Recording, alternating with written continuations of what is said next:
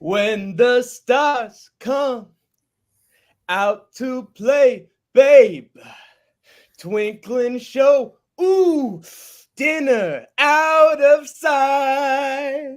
Yeah, the nighttime is golden light time, and Dipper at McDonald's showtime. It's Mac tonight. Yeah.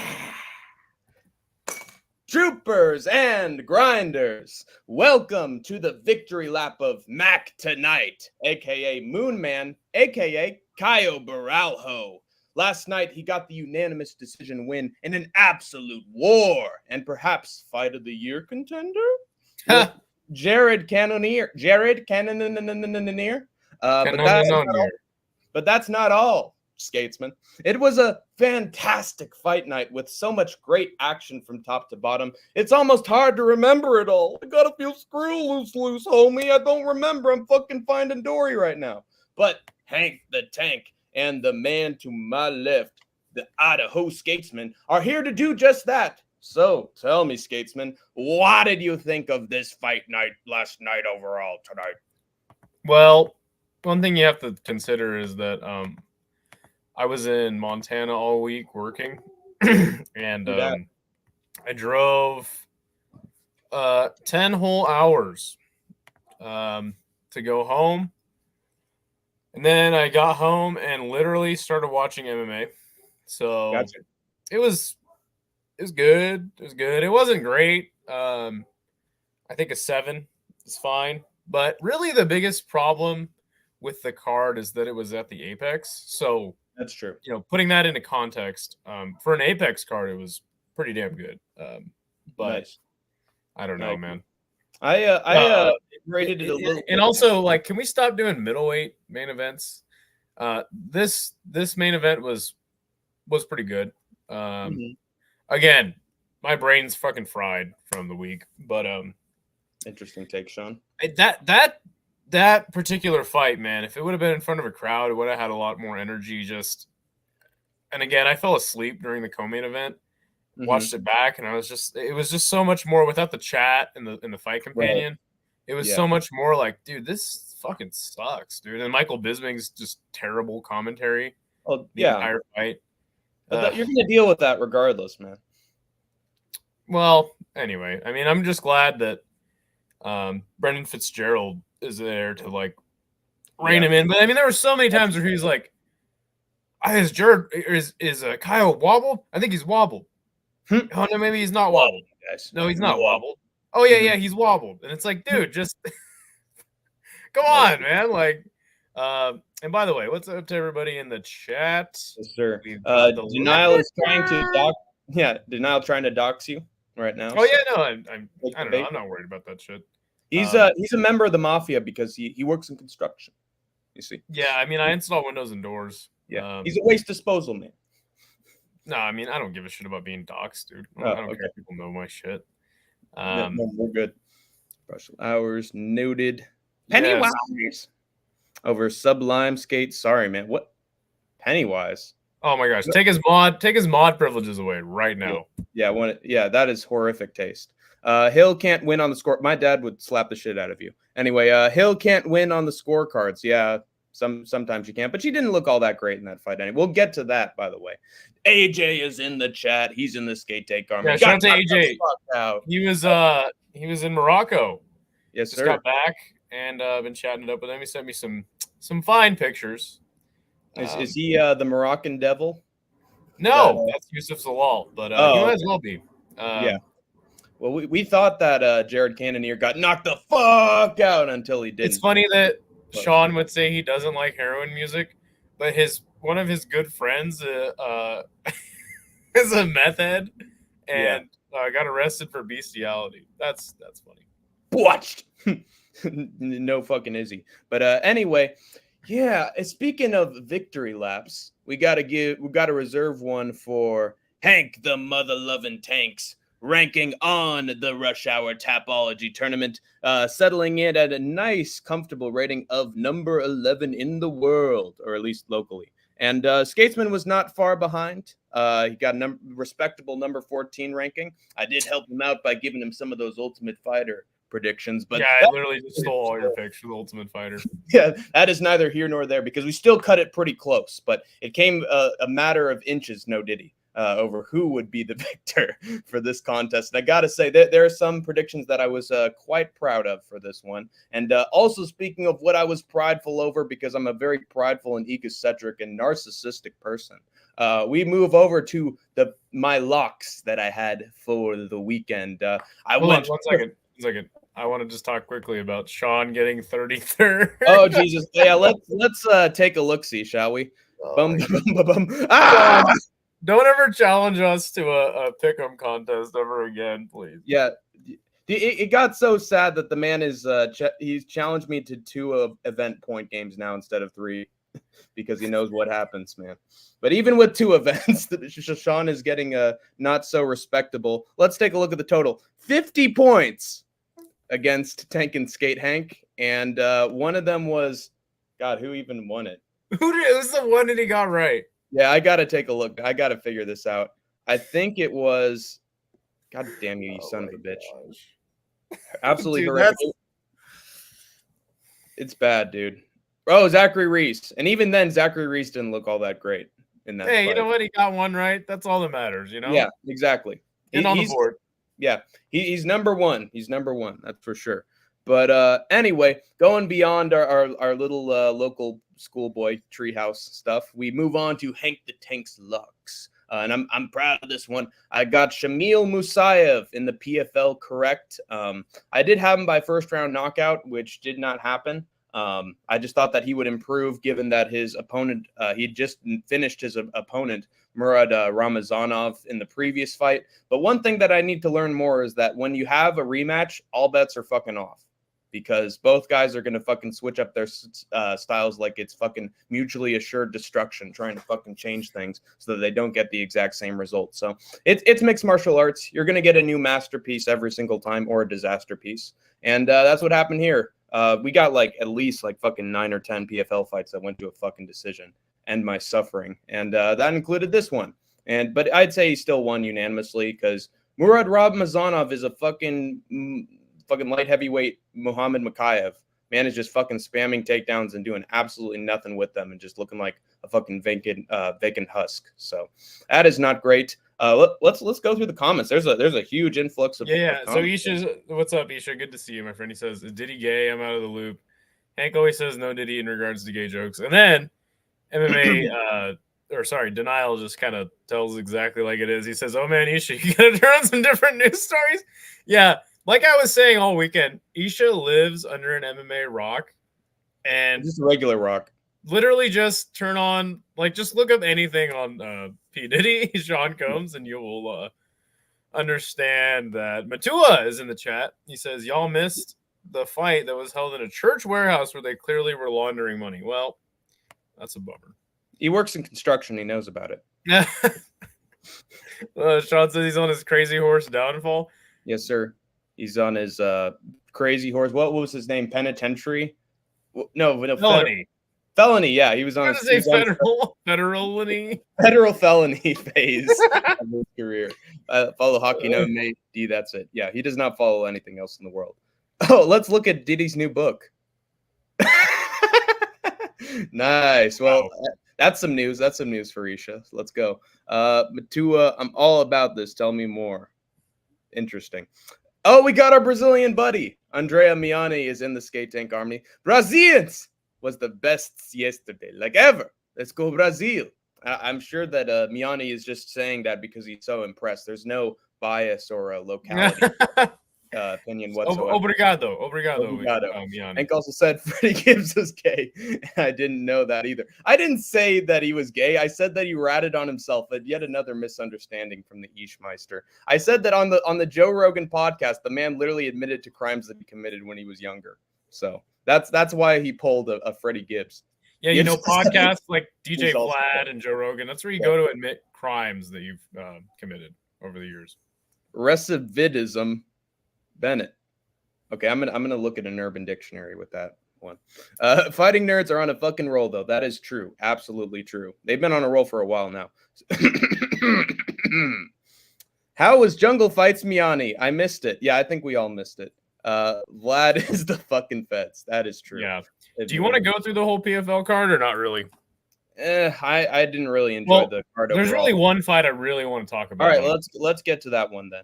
I'll go on to the regular fucking event. Here we go. Tell me to stop. It was Tyler Diamond versus Enrique Barzola. Oh yes, sir. You were really high on Tyler Diamond going into this fight, and I didn't really make a prediction. Oh, don't worry, I'm not going to cook you. Barzola, man, holy crap! This was like one of the best performances I think he's had. Yeah, just absolutely, just beat the absolute hell out of Tyler Diamond, who was the young prospect guy coming into this fight. Tough guy. I always said like that I like his fights because he never quits on himself. It's fought Pitbull for like over an hour. Just a fantastic performance from Barzola. I'm surprised he didn't stop Tyler Diamond, and I just wanted to give him some shine because I was so impressed by his performance, unlike GSP. Yeah. And geez, dude, I mean, I don't think this was a tournament fight, but got to give Barzola his credit, man. He doesn't have a lot of years left, and you know, the years that we do get to watch him fight, they'll always be fantastic, man. So shout out to Enrique Barzola. I think this is the first time on this channel that somebody gave the Leprechaun props for something that they said. So congratulations, Sean. There's a first for everything. I think you set a record. Good job, brother. Yeah, and Isha is in agreement. Barzola is a beast. So awesome. Yeah, this was a fantastic fight from start to finish. I will say that it's funny that you're giving the shine to the guy who's not the Diamond. But the Diamond did not deserve to get any shine for this one. He was fucking Tyler Fool's Gold, Tyler fucking Titanium. I called him Tyler Cubic Zirconia. Yes. And that just about sums it up. The guy was looking slick in the first round. He did catch Barzola with a big right hand. But after that, it was all fucking downhill from there because then he just started spamming takedowns when he was getting caught by Barzola, who is fucking gritty as a leather boot. You cannot undermine these fucking Latin Americans. They are tough as hell, and you cannot put them out. This guy almost put out Tyler Diamond on several occasions and was just beating the fucking dog shit out of Tyler Diamond, no Izzy. And he was just grabbing onto his leg, man, and fucking humping it like a fire hydrant. And man could not get any offense to save his goddamn life. So after round 2, it was pretty much over. Barzola was beating the shit out of him. Great fight overall. Yeah, and as Isha says, got to root for the Bellator guys, 100%. Barzola, Denial says, Barzola earned my respect years ago. Bellator he's a motherfucker and has been his motor and heart you matched, I think, was saying that, well, this is a just terrible use of the English language. But yes, I agree with you. Sean asks if I watched KOK today, King of Kings kickboxing event. I watched a little bit of it, but honestly, I had a lot of shit to do today. Rewiring an entire work trailer was not very fun. So, Miani, the jungle was amazing. Guys, look, Andre Monstro, he's better than Jelton Maldonado and our... Yeah. Hell yeah. Well, that's what's up. Yeah, Andre Monstro. What a freaking awesome name. Yeah, for sure. It's definitely better than Almeida. But Matua has a really good joke here. Is Tyler's nickname Blood Diamond? Because he's a scrub. Hey, Sean is on it with the no Izzy counter. He's doing well. Like Izzy dog on his leg. That's what I was trying to go for, but it came out wrong. Bum Diamond. Bum or Blood. Fucking swap them out. Dude, King of Kings was great. People were knocked out the ring. That's awesome. Fucking 1980s boxing style. I like it. Nice, Miani. Glad it was a good show. Love jungle fights. I love it too whenever this Brazilian talks about it. I think it's better than Shuto Brazil. Wow, that's high praise. It's fixed, unmatched, and you read the start wrong. I just hate punctuation. I hate reading bad comments. Anyway, now that we're done. So yeah, now that we're done with the PFL log, let's look at our next one. Hiro Sahota defeated Ruel Penales by 3-round decision. If I had a time machine and I was able to look far into the future, I would have been picking every single one of these fucking fights by decision. If I'd have watched any of the Road to UFC shows from, like last year, I would have picked every single one of these fights by decision because that's pretty much what happened the fucking entire time. This 2-bracket fucking tournament was cursed. So even though Sahota's had nothing but first round finishes his entire career, These Asian talents are fucking tough as nails, man, and a lot of it involves grappling and then failing at grappling and then just rolling around on the fucking mat, no Jones. And Sahota, yeah, he had power, but he often missed, and then it just became a grapple fuck session, like it seems a lot of these fights are, which is a shame. But hey, he'll have a bright future in the UFC once he's actually out of that stupid fucking. Will he though? No. We then move on to LFA. My lock for LFA, as you can tell, I'm on a fucking roll with these locks because I had Miguel Jacob beating Danny Ramirez by first round KO. He got in the second round, but still the power don't lie. The trash quality of Danny Ramirez don't lie. I was trying to be realistic with him. He wouldn't believe me. And Miguel Jacobs, also known as Cain Velasquez Jr. from his profile pic, he got the job fucking done. And hey, LFA doesn't always, deliver on my lock, so I'm happy about that one. Then we get the second part of the fucking pretty mid road to UFC tournament, and Shokan Fang beat Miki Matono, unanimous decision. And yeah, it was a lot of fucking rolling around, man. Like we're at a fucking R. Kelly party. It's bad. But Shokan Fang looked pretty dominant. Way better on the feet, and then was able to take her down whenever she wanted. So I will say, let me actually look. What was the one fucking finish in this goddamn tournament? It was Binji getting the left hook on Masuto Kanawa. Fucking sat him down. This was actually the one exciting fight on the whole card for as long as it lasted, because Kawana actually dropped G, and he was looking pretty fucking confident on the feet. And then these guys just went fucking back and forth, trading in the pocket, and then G just caught him with the left hook flush and put him right out. It was actually a gorgeous fucking finish. So at least there was a cherry on top of the shit Sunday. I can at least be thankful for that. Then we move on to my last lock that I had for the weekend. Old Igor Michalzin versus Oton Jase. Had more power than the Brazilian can. Might as well be in fucking ACA because they fed this Brazilian to this Polish Chuck Liddell looking Chad.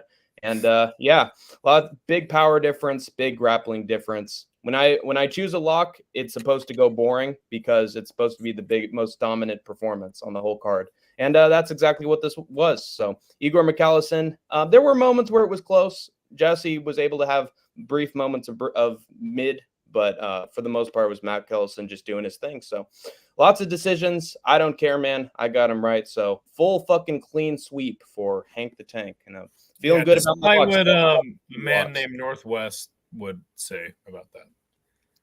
Yeah, well, we fucking 10-5 that little motherfucker, and then I'd be delivering insults that are so good. He's like, okay, I'll admit that was a good one. I was a big fan of your insults, man. Yeah, that was a good time. I had fun roasting that dude, and Hank was very mad at me at first until he started coming at Hank, and then it was all bets off. And I hope that he's listening because he said he listens to this show. So I wasn't mad at you personally. I was just mad that we were having a fucking argument when I'm a mod in the city life chat. I don't want any issue to have. It's funny that he's like that. He's just like, no, Northwest unsubscribe. Thanks, boys.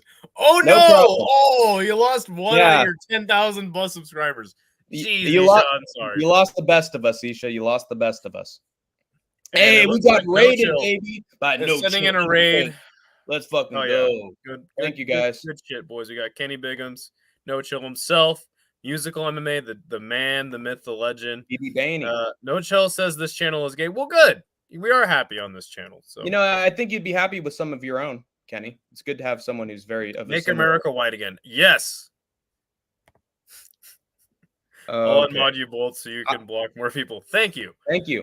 Western Mass is in the building everything. Too, man. That's what's up. I'm glad that I'm glad. I don't understand the Northwest beef. Look, okay, here's what happened. He said that a fighter on the PFL card, it was Kai Kamaka, I believe his trainer is Eric Nixick. He said that, he's like, he'll get the decision win because his coach is famous. And I was like, dude, that is really dumb. And then that's really what just started everything. And the crux of the argument was that he had a dumb, bad take. And he just wouldn't admit it.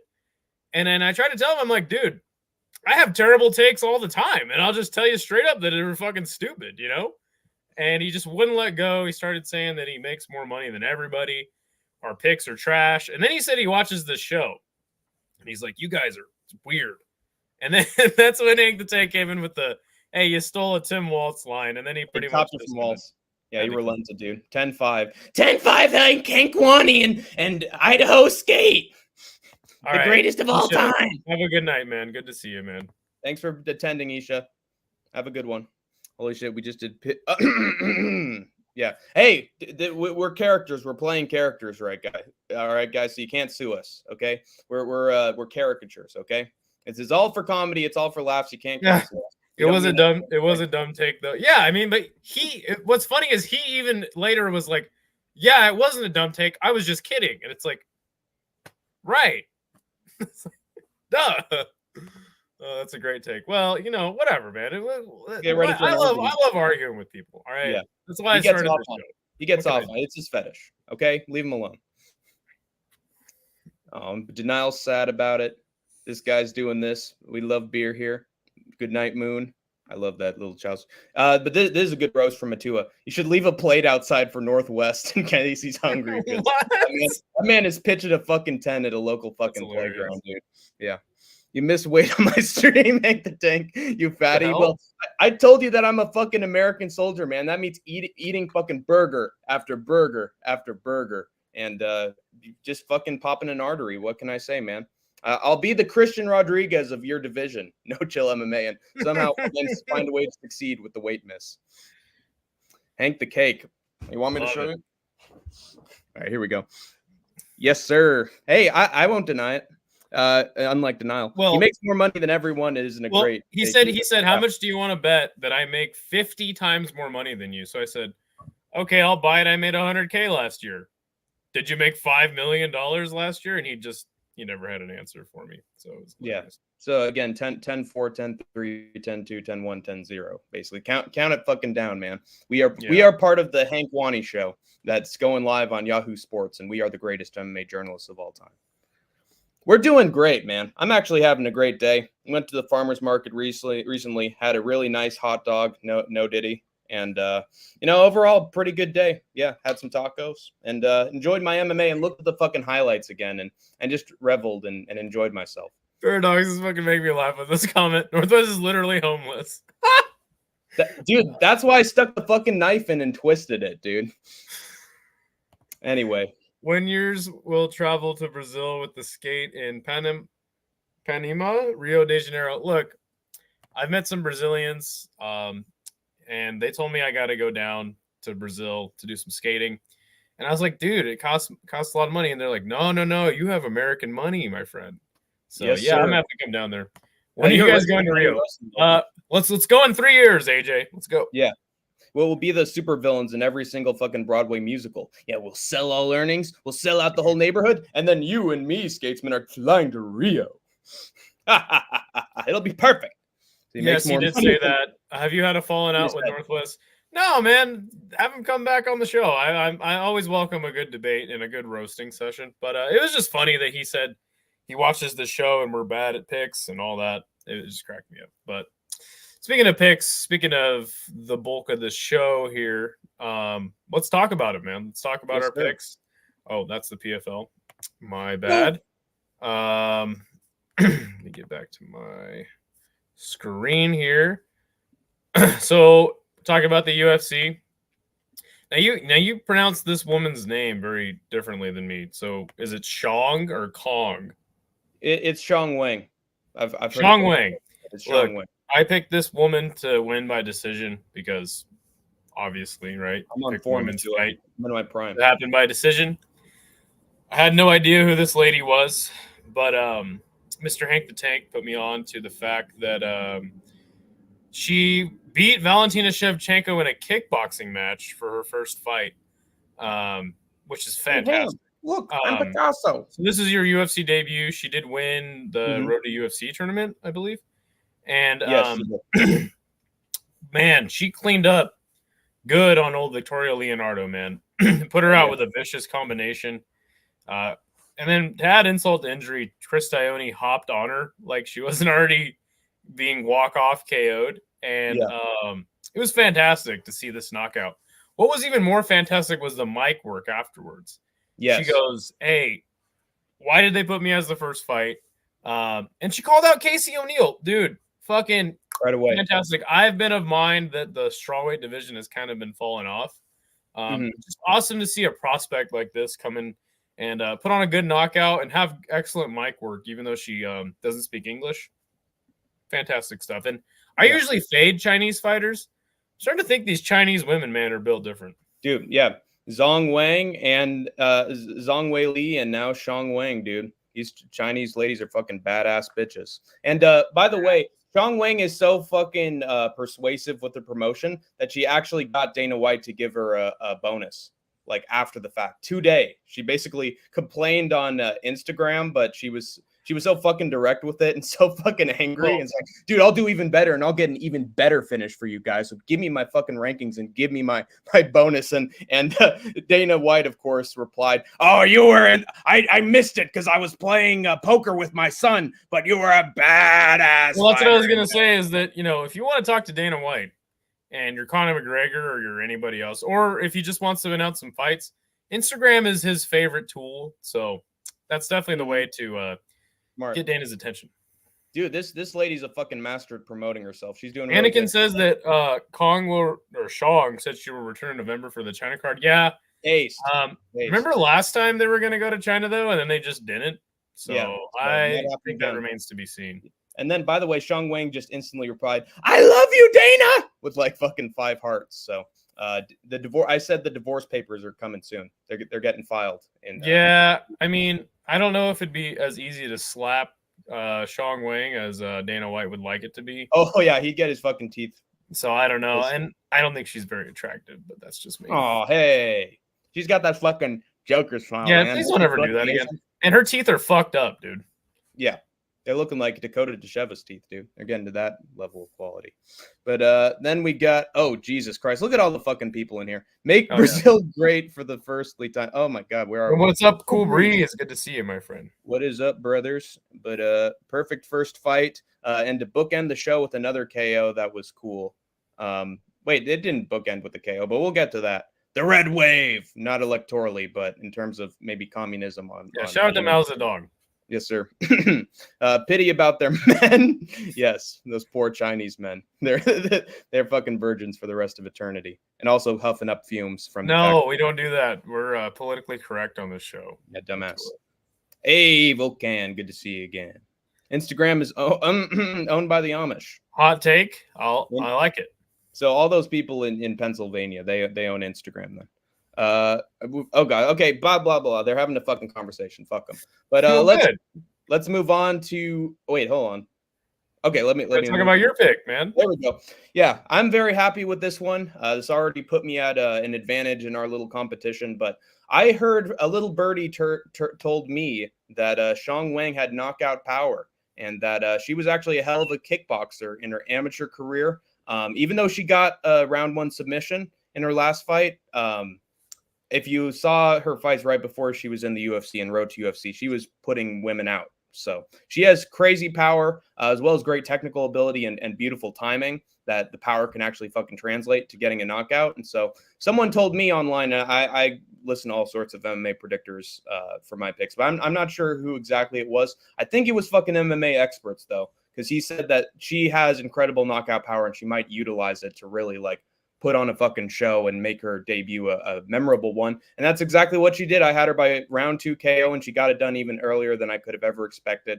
I remember I started my fight companion. I was like, okay, let's get a first round finish, ladies. But I didn't mean it. But still, thank you. I appreciate you listening to me from behind the screen because the fucking Joker got it done. Her and fucking Jokic, dude, the best fucking Joker is right next to Joaquin Phoenix. And yeah, she used her mic time perfectly. I think Skatesman commented in my live chat and said, I'm a fan of her now. And dude, he's on the fucking Hank the Tank train, man. He's a big fan of her. So he's going to say that he's a fan of her in her next fight. And then we're both going to be fanboys. But yeah. How could you not be, though? I mean, excellent mic work and she knocked the girl out. I mean, come on.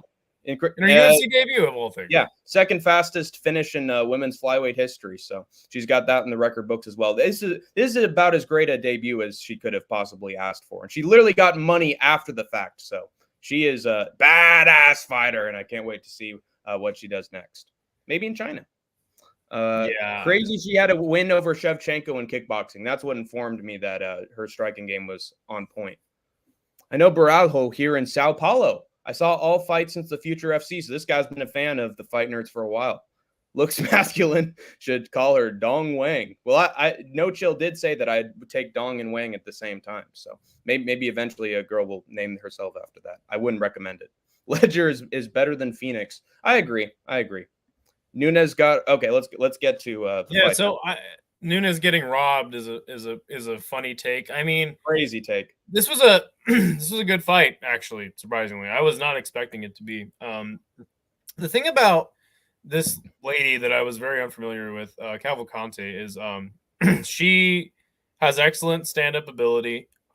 She's so much longer than Josiane Nunes, which she's going to continue to have that problem at that weight class. But Nunes was walking her down the whole time, throwing big strikes, and not all of them were landing. Cavalcante just stayed calm, stayed in the pocket. She was running a lot of times, so I do understand if you kind of scored some of the other rounds to Nunes. I was hoping they would rob her. One judge definitely tried, giving it 30-27 to Nunes, as Anakin Skywalker is mentioning. But, I mean, no, man, Cavalcante, she did the damn thing, man. She looked like a fantastic kickboxer in there, and she just outworked Nunes. I think she landed doubled her up on strikes, man. So, yeah, it was a fantastic performance from Cavalcante, and definitely somebody I was not aware of that had ability like that. And I think that Josiane Nunes is definitely a really good win to have on your record. Anakin says the scorecards were off today. Yeah, on this show, man, the scores were weird. There was probably the most split decisions I've ever seen in a UFC card on this show. The judging was, in fact, very weird. And actually, to tell you the truth, man, judging has been really weird just as of late. So, I mean, Tai Tuivasa getting 30-27 as well. Yeah, kick him out. Girl on the right having OnlyFans? I don't believe so. She's not doing that bad in MMA yet. So, yeah. There's so many fucking split decisions on this goddamn card that did not need to be split decisions whatsoever. I agree. But, you smell that, Skatesman? That's the smell of nice, freshly baked cookies. Yeah, but, I don't need cookies. But. My thoughts on this fight was that Nunes was getting fucking pieced up the entire time. Cavalcante, I need to remember size difference more when I need to take it more into account when I'm picking fights. I was thinking the same exact thing watching this fight. She was the smaller fighter here, and she had a worse reach than Jacqueline Cavalcante, and she used both to her complete advantage, just picking her apart from a range and making sure that she was running fucking away when Josiane Nunes was coming in with a punch. She was already like a few feet away from her, so she was fucking whiffing at air. I've seen a few fights like this before where someone's just trying to find the range and their opponent just will not let them have that range. I've also had my friends do that to me in UFC video games, and it's fucking pissed me off. But Cavalcante was able to utilize that here, and she absolutely schooled her over 3 rounds. I don't think Nunes won one round. Now, there were moments where Nunes was sort of tagging her, but nothing that like really stumbled Cavalcante or put her on skates, trust, you know.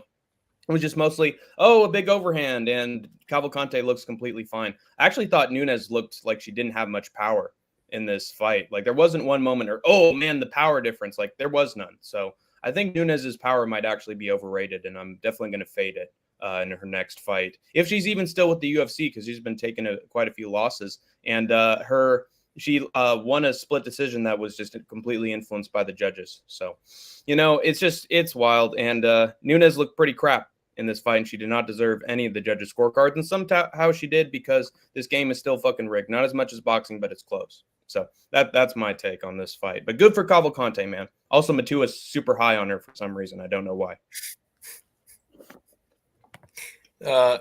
Miani says Cavalcante was the only female in the UFC from Portugal. However, Portugal has some good talent, Manel Kape and Fialho. There you go. Next fight was Vyacheslav Borshev. Volkan, I'm sorry. He says I'm getting that name wrong. I'm trying. Slavikoz defeating Lon Top. Slavikoz looked really good in this fight. I thought he would get the KO, but, I mean, let's be honest. I don't think he's getting any better. I agree. He's definitely in the decline of his career.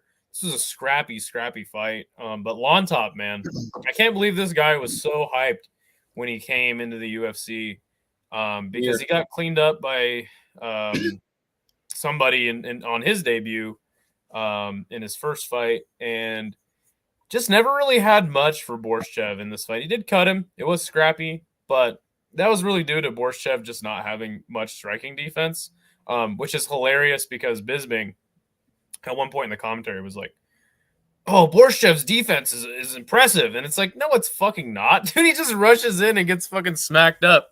But yeah, I mean, I'm happy for Slava Claus. He did the Russian dance. He gave a lot of respect to Lontop after this fight. He's a classy dude, but yeah, I mean, I wasn't super impressed, but either way, the fight was good.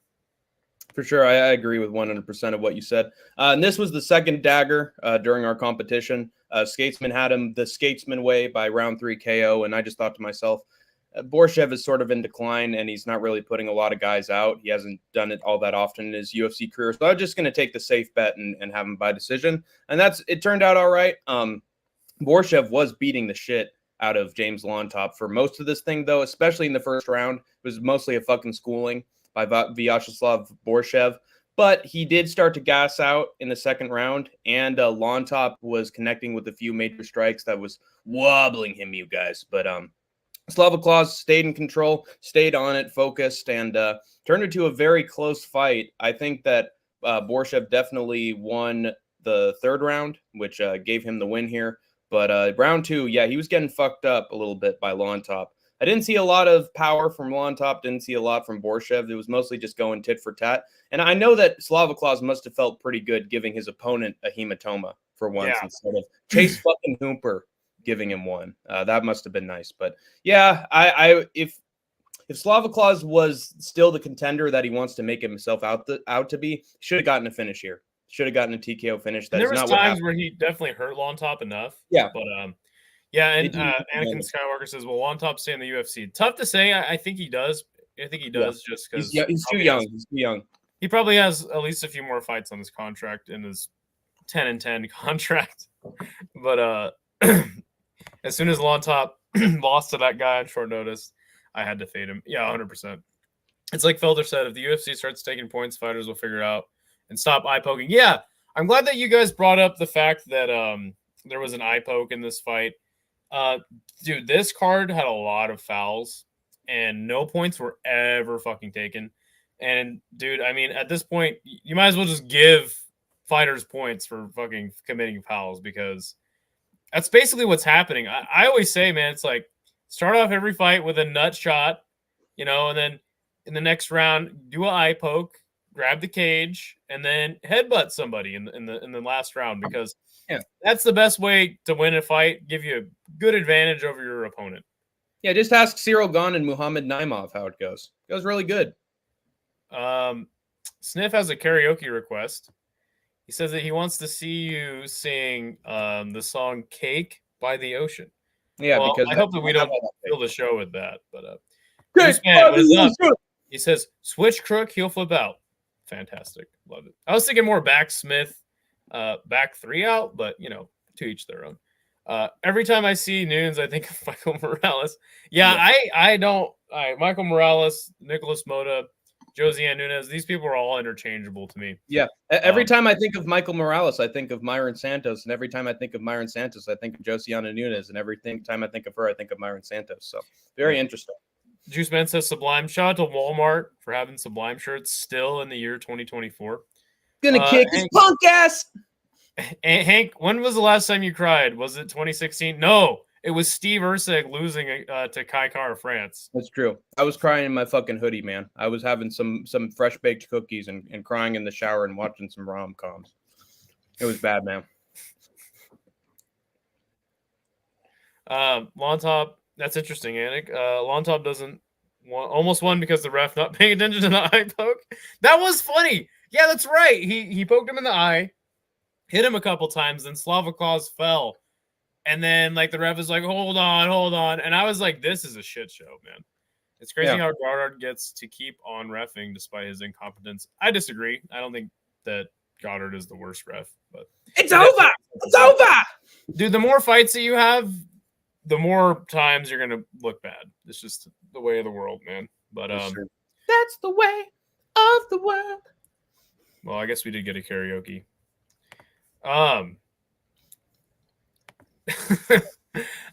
Zach Reese then defeated Jose Medina. I definitely had this going first round KO, and it was looking like a first round KO. Jose Medina, man, what the heck, dude? Like, what even is this guy doing in the UFC? He's clearly not UFC talent.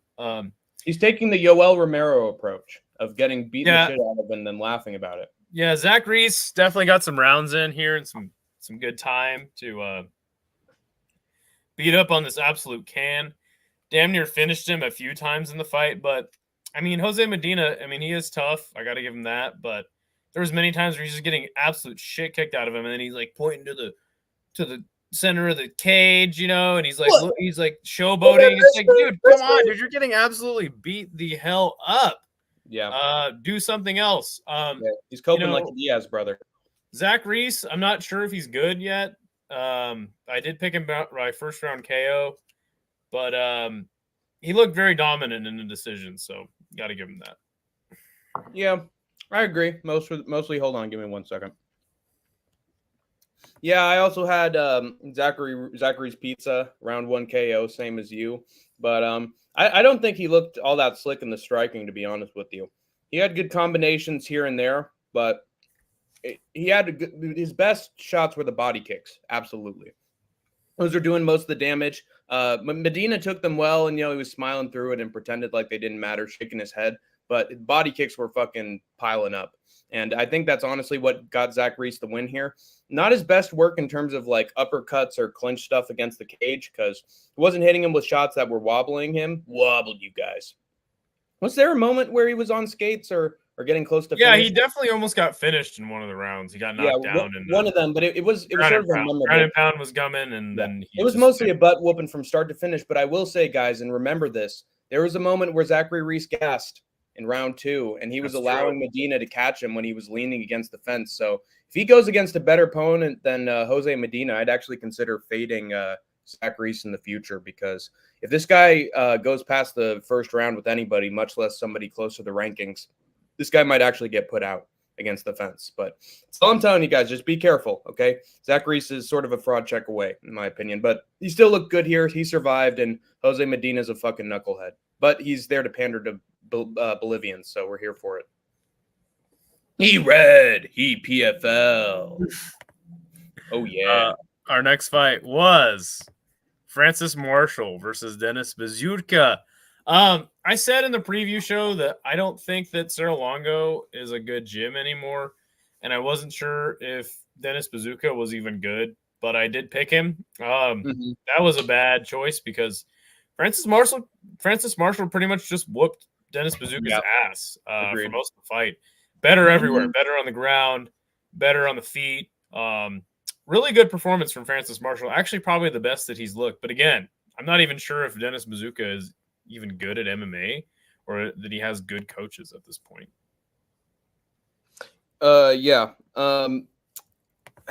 Dennis, poor Bazooka, man. The Bazooka was jammed for that fight. And it was pretty much domination from Francis Marshall in the first round, I'd say. There actually wasn't a lot that happened in the first round. It was a lot of fucking Dennis Bazooka just getting on the back of Francis Marshall getting on the back of the Bazooka, just holding him down Marab style. And by the way, Marab was in the crowd, and he was like clapping and cheering from the sideline. So it makes sense that Francis Marshall wants to follow his hero and lean against the Bazooka, against the cage, and not try to make any progress. But then the second round came around, and Francis Marshall started beating the shit out of Bazooka. Bazooka was cut pretty much in multiple places. Like, he looked bad. But I will say that around like the second half of round 2, I think Bazooka was trying to mount a comeback. Like, he was connecting with the 1-2 over and over again that was hitting Marshall every time flush.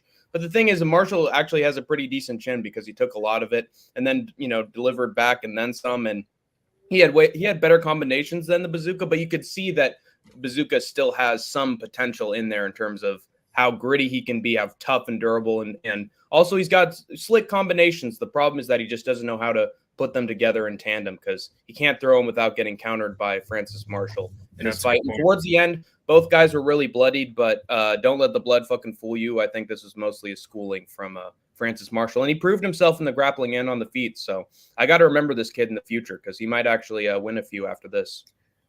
Yeah, definitely improving. If you Reese got swept and Medina got Dennis Bazooka's not. Yeah. Zach Reese versus GM3. No. We'll get to that. I'll tell you who GM3 should be facing next. Speaking of fighters that Matua gave a complete glaze job over 15 minutes, Francis Marshall. She said that Francis Marshall could do absolutely no wrong. You said is Matua a girl? No. But in terms of being a fangirl, yes, and spiritually. Matua gave him a complete fucking hype job. And hey, he was right at the end of the day because he got the win, but damn, like he was on his side from the very jump. That was a little bit. You got the right pick. Born in dangerous place, desert of Bolivia, near a Titicaca lake in Andes, Cordelia, as Beavis would say from Beavis and Butthead. Titicaca. This guy knows every fucking Latin American, doesn't he? Yeah, he does, dude. Tell you, Miani. I'm drinking beer and eating steaks in Brazil right now, made by Thai Spirit Industry Company out of Chonburi. It looks like it is called Ramazun Hazy Pale Ale. The more you know. Hanky Skatesy MMA Debatesy. That's what we should rename our channel. Idaho. Yeah, Skatesy. Please don't. Oh crap.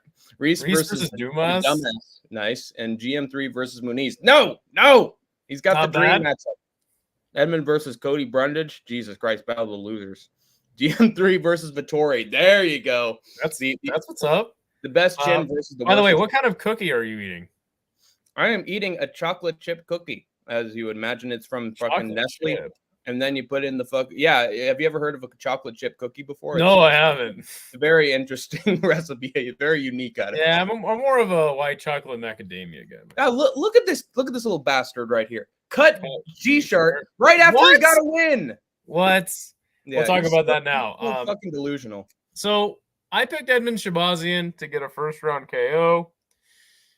Man, he almost got it, man. He was damn close to knocking out Gerald. But I did say that, like, the weakness here would have been the ground game. GM3 by sub is not a bad pick. And our friend Kiwi put us on to the fact that before the fight happened, GM3 by sub was plus 3,000. Are you kidding me? Some degenerate gamblers out there made a lot of money off this fight because he wasn't able to finish GM3. GM3 switched it up, got him on the ground, and put in that motherfucking arm triangle, which got Edmund out of there. And geez, man, really bad loss for Edmund Shabazian. And on the flip side, a great win for GM3, who now surpasses Anderson Silva for the most finishes at middleweight. This guy's a fucking, I don't know, dude. He's an anomaly. Like DDP, he's just, this guy's an anomaly. He's a living miracle. On Gerald Mearshardt's the GOAT. Fantastic yes, win. The middleweight GOAT. This was personally my happiest moment on the entire card because I actually fucking faded GM3 and I felt really bad for doing so because I do love watching GM3. Somehow, some way he gets it done every once in a while or makes it really close with guys he should not be having close fights with. But I faded him because Edmund showed great power against AJ Dobson and slick combinations.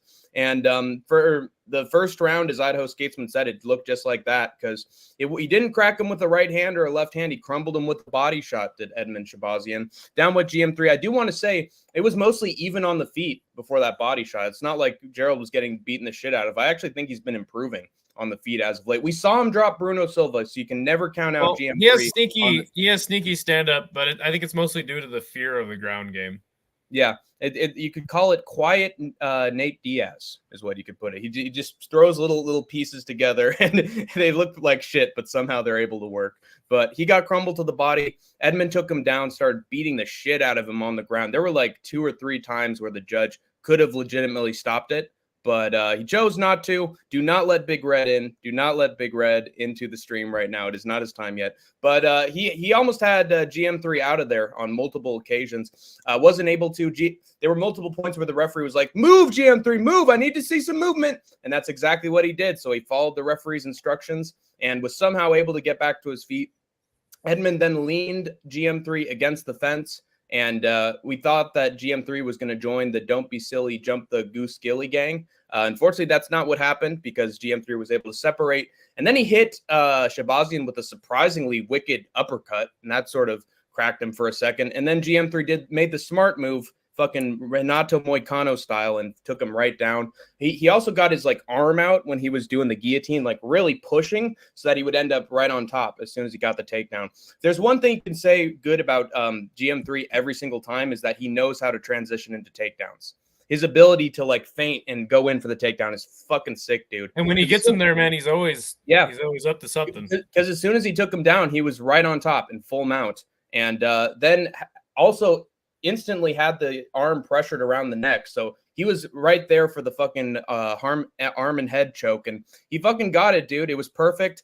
He didn't even have to do what Hank the Tank usually wants you to do and get to one side fully so that he can tap out. He did it on the middle, and he just got such a great tight squeeze that he fucking tapped it. GM3 can tap Brian Barberena and not even have it fully under the chin. So this dude's submission ability is unreal. It's why he has more finishes at middleweight than Anderson Silva at the moment. And I fucking went crazy. I exploded. I fucking cussed in Matua's face and anybody else who was doubting my GOAT. And immediately afterwards, you doubted him though. Yeah, but these guys were like, "Oh, cut him. Oh, he's the worst. Why is this guy in the UFC in the first place? He's the worst middleweight of all time." Nothing but fucking GM3 slander, dude. And then he proves you wrong every single time. So there's a fucking spanking for you and a slap to the backhand. Anyway, GM3 deserves a rematch with Hamzat if Hamzat loses to Whitaker. Please no. Hank the Tank, tell me what you said you had a pick for him. So what is it? I pick the opponent that he called out in his post-fight interview, Paul Craig. Oh my gosh. The opponent that everybody wants. The guys who are shit on the feet and great on the ground, who is the better wrestler, and it's an opportunity for him to get fucking ranked. So I say just do it, man. I mean, if there's another European card coming up, sure, but yeah, why not? Nah, dude, Paul Craig sucks. He's coming off of mad losses. Okay, they both suck. So what are we gonna do, man? Who would you want him against then? Let me pull up the middleweight terrible division rankings here, and let me see here. Read some comments while I'm doing that. All right, let's see. I'm Cool Breeze is pulling a Green Goblin, Willem Dafoe. I'm sort of a mint chocolate guy myself. Hey, that's what's up, man. Shabazian needs to sign contract with Denny's. Yes, you would be a great waiter for Denny's. Oh right? Okay, he's number 26 in Topology rankings. Bearju is 24. Kopylov. Mm-hmm. But I think Kopylov would beat the absolute shit out of him. Share a bullet? Yes. Perfect. Dude, wait a second. That actually is like a genius pick, Loki, because that's brilliant. I'm actually on the share a bullet versus Gerald Mearstart train. Yeah. I don't think the UFC would do that. But guy with 0 takedown defense versus the guy that immediately kills you with the takedown. Matua says Bo Nickel. What? Yeah. I mean, some said, I have heard some people, including MMA Guru since 2023, saying that would make a great matchup. I think Bo Nickel would beat the shit out of him. Paul Craig is only good at stare downs. Yes, not takedowns. It was sub round 3, but I wonder what round 2 sub was and if that cashed or not. Who cashed that? 3,000. GM3 style, man. GM3 style. They say that beer from Brazil smells like duck nut. Well, it also smells like John Jones because he's a duck as well. Are you playing the ape clip? We might just play the ape clip. I need to show Idaho Skatesman the ape clip because No Chill MMA made a surprise appearance in Hank the Tank's Fight Companion. And when Caio Borralho dropped Jared Cannonier, he made inhumane noises. That's all I'll say there. Yeah, I don't think we need to play that. But, no, they're great. Go back and check Hank the Tank's Fight Companion. They're good. Oh, Lord. Yes, sir. Comes up, wins, blah, blah, blah. Paradox don't sleep ever. I was live with Big Hanky. Yeah, and you're going to hear about it. Yeah, it was unsightly. I never doubted G-Sharp. You literally doubted it after he just won. What is wrong with you? Best jiu-jitsu. Yeah, he's fucking lying at this point. Craig's versus GM3 sounds like shit. I agree. But, Nora A makes a good point. He says he just set the record for middleweight finishes. He'll probably get the fight he wants unless Craig declines. I guess, but I just don't think that Craig is. I like to match guys off of wins, off of other guys with wins. I don't like matching guys off of losses with other guys with losses personally. But the next fight was Michael Morales defeating Neil Magny in round 1. Dude, holy shit! A guy known for his decisioning versus a guy known for his prospect killing. Definitely thought this one was going to go to decision, but Michael Morales just kind of came out like a bat out of hell and just beat the hell out of Neil Magny, and Yeah. I mean, it was a pretty brutal stoppage too. Even though it was a TKO, he didn't put him out cold. But yeah, it was good. It was good. Great performance from Michael Morales. Now I kind of actually know who he is. And by the way, the dude is huge for welterweight, is he not? He is pretty big compared to Magny. He was definitely taller, I think. Not bad. He looked huge when he was like taking the back. No Jones. Yeah, for real. Great fight for Morales. Morales' time is now. We'll get to these comments later. But yeah, I also had Morales by decision. And boy, was I wrong. This was actually, it's weird because they were going tit for tat. You know, Morales had some more powerful shots, I guess. But then Neil Magny fucking pressured him up against the cage, tried to pull a Holly Holm, was keeping him down, not doing much on offense. They were just peppering each other with tiny little rabbit punches back and forth. And then as soon as Morales fucking escaped the clinch of Neil Magny, bam, reverse elbow, immediately sits Magny. He gets on top and just raining down fucking elbows, brutal stuff. Left hand, right hand around the guard. Perfect work from Morales on top. He's really good with the ground and pound, which makes it so surprising that he doesn't get that many finishes in that area, because if you look back at his ground and pound, it's fucking brutal. Almost every single time. And he was smart enough that he was beating up Magny so much he knew which way Magny's body was starting to turn, because he turned the exact same way and then was able to take the back that way. And then it was fucking hammer fist, and the referee had to stop it. Amazing work from Miles Morales. The third installment in the trilogy did not disappoint. Spider-Verse 3, I'm a big fan of that one. So Michael Morales is in the rankings. And did he call out anybody? I don't think he called out anybody, because he's already I don't remember if he did, but Anakin Skywalker says it perfectly, man. Morales' time is now. Yes, and that's proven in the fact that this, to me, was his toughest test. And he just blew the doors off of Neil Magny. Yeah, and immediately. As far as Neil Magny goes, I was shocked at how just fast he got finished, really, because I mean, you know, Neil Magny either kills the prospect or gets finished. So, but I don't know, man. It was kind of a bummer to see. He says he called out Luque. That's horrible. That's honestly a death sentence. For Luque? Yeah. Sure. I was thinking more MVP or winner of Wonder Boy Buckley. I think that's probably the better fight. But how about Chaos Williams? Yeah, that'd be big battle of the power punchers. Who's going to welterweight's definitely getting really interesting and stacked up at the top of the division. I think he's got to fight down, unfortunately. Yeah, you got to wait for some of these old fucks to fucking retire, or Dana to fucking kick him out himself, because it is like lightweight division right now. You got 5 guys that are just stuck there forever. The next fight, I don't even think. I mean, I had Ofley winning the fight, but really, I just stole Hank the Tank's pick. I didn't really know anything about either fighter because I don't watch The Ultimate Fighter because I have a life. But I will say that Marion Santos absolutely melted poor Ofley. Beat the absolute hell out of him. I mean, not even really, just kind of iced him with that punch. He crumpled to the floor onto his knees, and then just the dude was out cold. And I kind of hate that Michael Bisping was like, wow, he looked like Anderson Silva in there. It's like, dude, can we just stop talking about fucking people looking like Anderson Silva? Dude, I swear, like Anderson Silva again. I have heard like 5 comparisons to Anderson Silva this week, and I'm not even fucking joking you. It's absolutely ridiculous. Can you compare them to any other lanky fighter with Muay Thai? You got a bunch of people in one. Come on.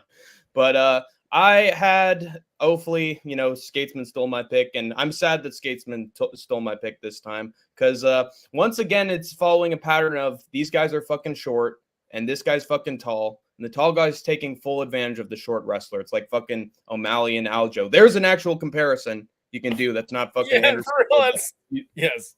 Stupid sons of bitches. But anyway, yeah, he was beating the shit out of Ofley. I don't think there was one moment where Ofley had any sort of advantage in this fight. It's honestly miraculous he survived the first round. I was really surprised with the finishing ability of Myron Santos, given that his last like 3 or 4 fights all went to a decision. Like, we haven't seen a lot of finishing potential or power from this guy, but he showed it in this fight. He showed it when it counted. Maybe he just had a new team or better coaches on his staff, but it showed, dude, because he had fantastic timing, just catching him in the combinations. As soon as they entered the pocket, Santos was delivering like 3 or 4 punches for every one that Ofli was throwing. He had fucking supersonic speed here. And round 2, man, they start going back and forth, engaging in the pocket Poirier style. And Santos just bam, right hand. And this was brutal, dude. He hit him like 3 times as he was going down, which was absolutely fucking ruthless. But dude, if you're in the fucking favelas of Brazil and you need to get out the hood with this one, you got to make sure every shot fucking counts. And he fucking killed him. Hey, here's another comparison. Fucking Joe Pyfer. When he hit that guy like 3 times as he was going down on the ground, that was literally a couple of months ago. You could have referenced that. Fucking stupid Cyclops, Michael Bisping. But he compared him to Anderson Silva. This guy's a badass, even though he's not in the middleweight division. He's just like Anderson Silva. And he raised the fucking trophy. His family was there. He was really happy celebrating. So good for fucking Myron Santos, dude. He never had a problem with him on Tough. Always a nice guy with a good heart. So congratulations to him. But poor Ofli, dude. He got fucking demolished. Yeah, dude got iced. There was a exhibition boxing match between Floyd Mayweather and John Gotti III, in which I called in to the Rush Hour MMA show, and I was like, "Hey, I just got word down at the docks. I just got off my job down there, and the boys down there were telling me that Floyd's gonna go down in the 3rd round. You better put your money on it over there." And then I was getting interrogated, and I eventually lost the bit. But I did say that Loader was a good guy. He works down there at the docks with me. So yeah, Ryan Loader gets the knockout. Yeah, good for him. I don't really care. The Ultimate Fighter. Who fucking cares about the Ultimate Fighter, dude? I do. Me. It's still real to me, damn it. And Skatesman has to be thanking me, Hank the Tank, for this pick for Tough, because I predicted it fucking perfectly. I said during our breakdown of this card that even though Robert Valentin is scary on the feet and he does have some grappling ability, if Loader is able to get Valentin down to the ground, I thought it would be halfway into the fight, he'd be able to fucking rain down shots, because once he's on you, he's like a fucking mousetrap and there's nowhere else to go. He's going to fucking trap you right next to the fence and beat the shit out of you for the TKO win. That's exactly what happened, although the first round I think was actually really exciting because they were trading in the pocket. And then somehow Loader goes for the takedown. Valentin stuffs it, reverses it to take the back. And that was actually fucking scary for me. He had one moment where he had the rear naked choke cinched in, and then he let it go. Valentin just fucking let it go. The Pagan Viking let it go for no reason. I was like, why did you let it go? He tried to change arms, didn't work.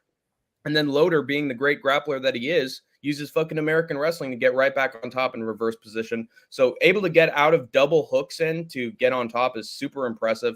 But, I mean, I would only expect the best from the fucking grappler. And then round 2 comes around. He takes Valentin down almost immediately and then gets the crucifix. And once he gets the crucifix on you, it's pretty much fucking over. He was able to fucking beat a guy when he was just like in half guard. And he just fucking hammered away in his tough fight, and he still won that. So as soon as he got the crucifix in, there was nowhere for Valentin to go. He was like a fucking fly trap. And yeah, it was over, and Loader wins. I wanted Valentin to win because he's more exciting and he has more of a personality, but gotta applaud the fucking Sacramento kid for getting it done for his local area. So I was still happy that Loader won, and I just had a fucking feeling in my brain that this is how it was going to go. So I gotta go with my gut more often. Yeah, Matua says Kermel Mutton had murdered a guy on the undercard. Yeah, and one thing I'll say about Kermel is he's like Floyd's new prodigy or whatever the fuck. The guy looks like a completely different human being. His head grew in mass, and he's just like, he's on all the juice, dude. And of course he murdered a guy on the undercard, dude. It's can crushing. This is boxing. But last thing I'll say about Ryan Loader is he got a good win, but man, this guy has no personality on the mic. He had a great message, though, in his post-fight interview, but just fell flat because the guy has no charisma. Yeah, well, he's still a good guy. I'm not going to doubt him for that. No, for sure, but it's just like, dude, could you just have, like, any less charisma? Yeah. Anyway. Sometimes you got it, sometimes you don't. Writing a manifesto. Good luck, Karl Marx. Yeah. Loader will be the next Trey Ogden.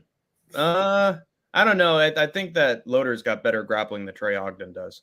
Valentin crushed all my parlays. I came off looking like a complete scrub. You shouldn't have picked Valentin then. Loader's a fucking scary guy. If you watch Tough, then you know that Loader's a fucking prop. Watches Tough. Oh my gosh. He blew his fucking load twice, okay? He's gonna blow it again.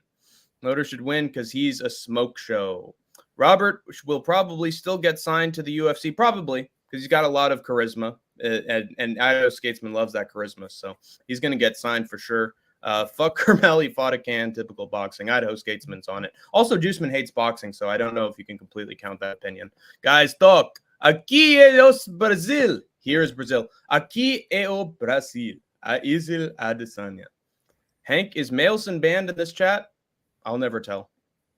Loader is going to be a better Damian Maya or John Fitch. I think that's closer to it. That's closer to. Well, we get to the next fight. It was Tabitha Ritchie defeating Angela Hill in this one. Definitely the first time that Angie just didn't look super great. She did outstrike Tabitha in 2 of the 3 rounds, but just the speed of Tabitha Ritchie was giving her a lot of problems. And surprisingly, like, this is weird to say, but like, Tabitha Ritchie fought Angela Hill with the same game plan as like Dern, but was actually able to like implement it better somehow.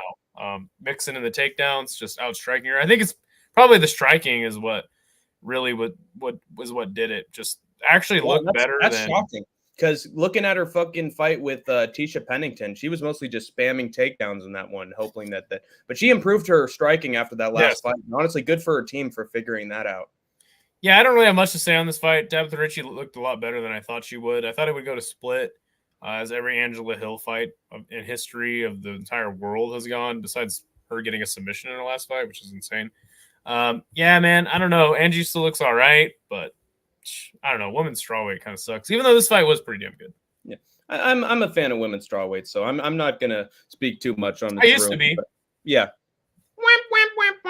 But yeah, I am just shocked that Tabitha Ritchie outstruck Angela Hill. Maybe she is actually starting to show her age a little bit. Is Angela Hill? She's nearing 40 at the moment, so it's honestly impressive that she's even come this far. But and Tabitha Ritchie was getting the better of her in the combinations, dude. She didn't even need to use that much grappling. I didn't see a lot of it in this fight. It was just back and forth encounters in the pocket, and whoever landed clean and better first won the fight, and that was Tabitha Ritchie, Baby Shark. I don't know what to say.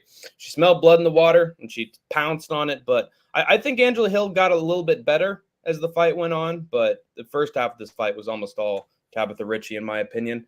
You could argue that this was sort of a close fight by the time it ended. Isha Helwani, of course, was very excited for this fight and told me, and with the rave reviews and glowing colors, that this was a great fight on the same level as Baralho versus Cannonier. So glass half full. I'll just say that, glass half full from Isha Helwani. But yeah, Angela Hill did not look great in this fight. I think you could have had a judge's scorecard maybe go Angela's way, but overall, I still think that Ritchie definitely won this fight. But close one. Not that fun, in my opinion. Don't trust Isha. But a fight that was fun was Jared Cannonier and Kyle Baralho. Even though, like, really, yes. I think you could only really give 1 round to Jared Cannonier. One judge gave it 2.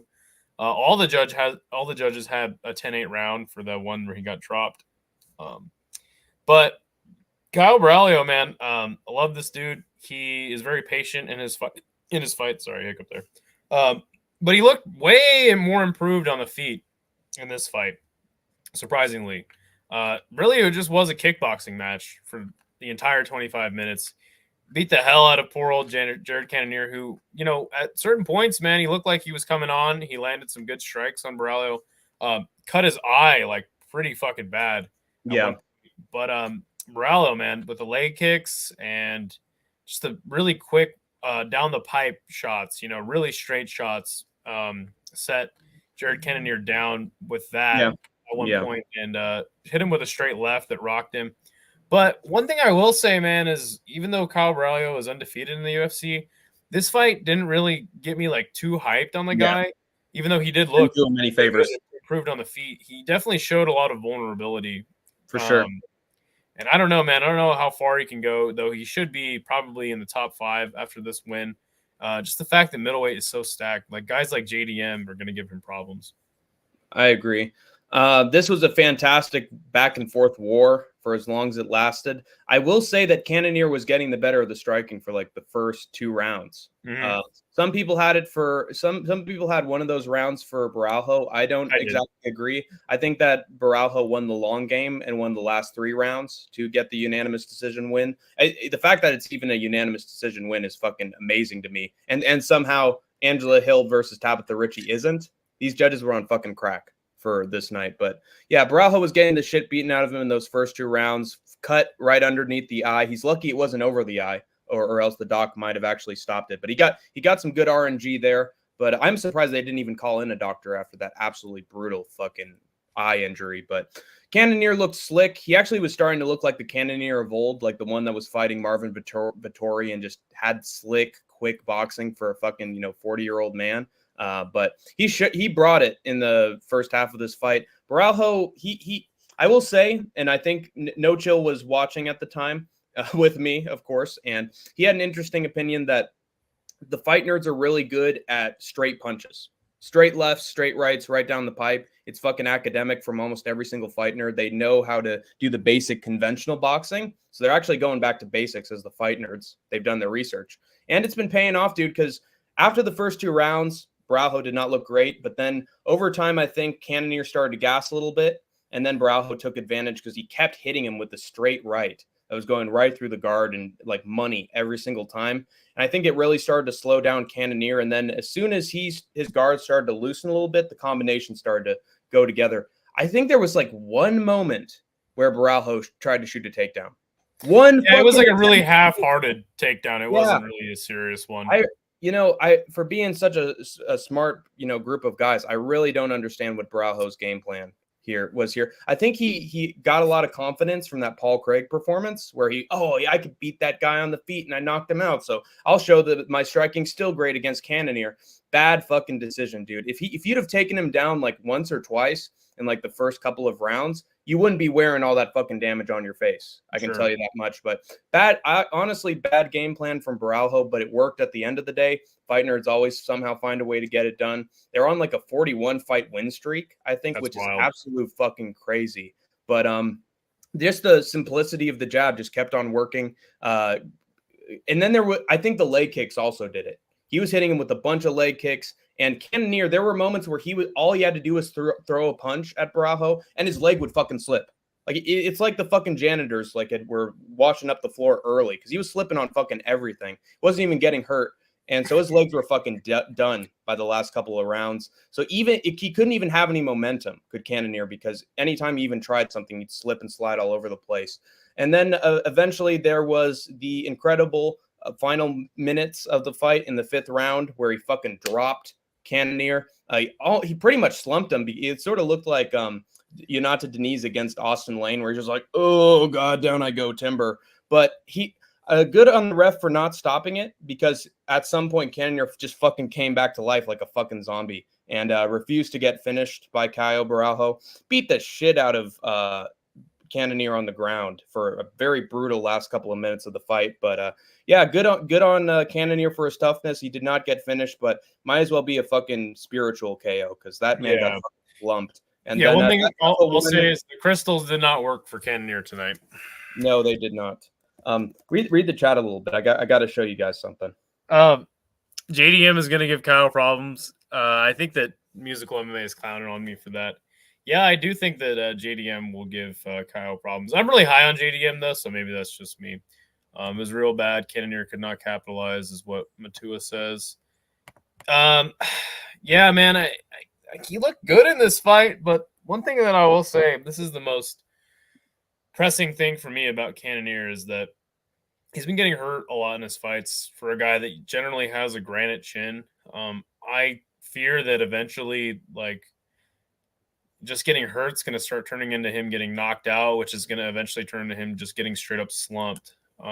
Something I definitely worry about. I don't know how much time Jared Cannonier has left in the sport. Matua Anakin. What is up, Captain Rafuko? Good to see you. Fighting Nerds have one loss. Well, all right.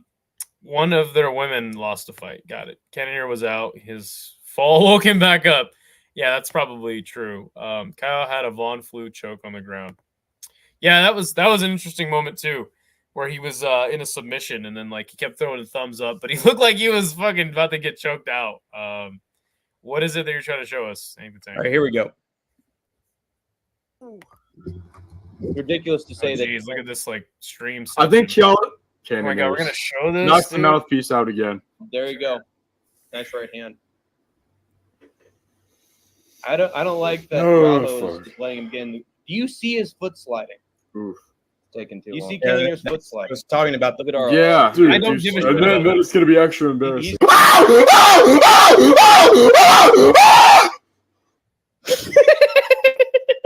And then I said a very interesting tidbit that he actually did start to sound like a man from the Democratic Republic. Oh shit!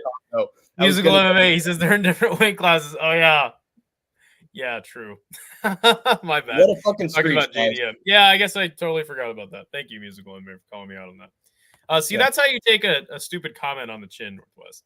How do you talk about this fight and not mention the eye poke in the first round, for which was stopped, and subsequently Boreali, who just got glazed and was more. Yeah, that's what happens when fouls are committed. Nothing at all. I don't know why you're shocked that would happen. Hey, if you're not cheating, you're not trying. Okay? Yeah, no, Follow I mean, it was a smart move, if anything, by him. Just listen to Ciro Gone. Anyway, Matua telling us to end the stream. Not going to happen, buddy. Well, there you go. At least somebody liked my fucking mention of the gorilla scream. Yeah, I don't give a shit about that.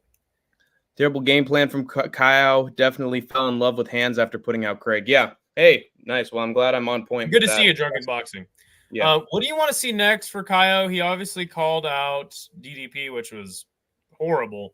Yeah. But at the same time, like, there's nobody really for him to fight because the division's so log jammed and everybody's booked. That's I've got an idea. Ranking. Yeah, let's hear it.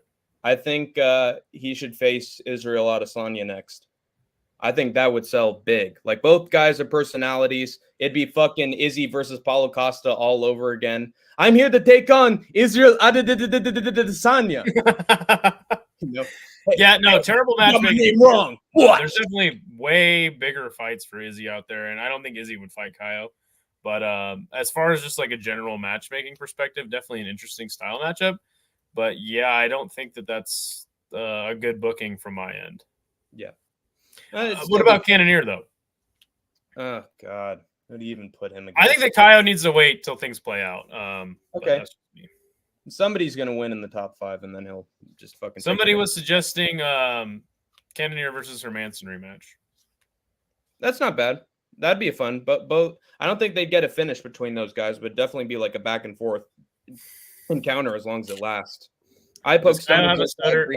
No, he doesn't have a stutter. He just said, I want to fight Jared Cannonier in his last call out. It was Baralho dropping Cannonier. He lost his mind when he saw a fellow brother getting knocked down. It was really tragic for him, you know?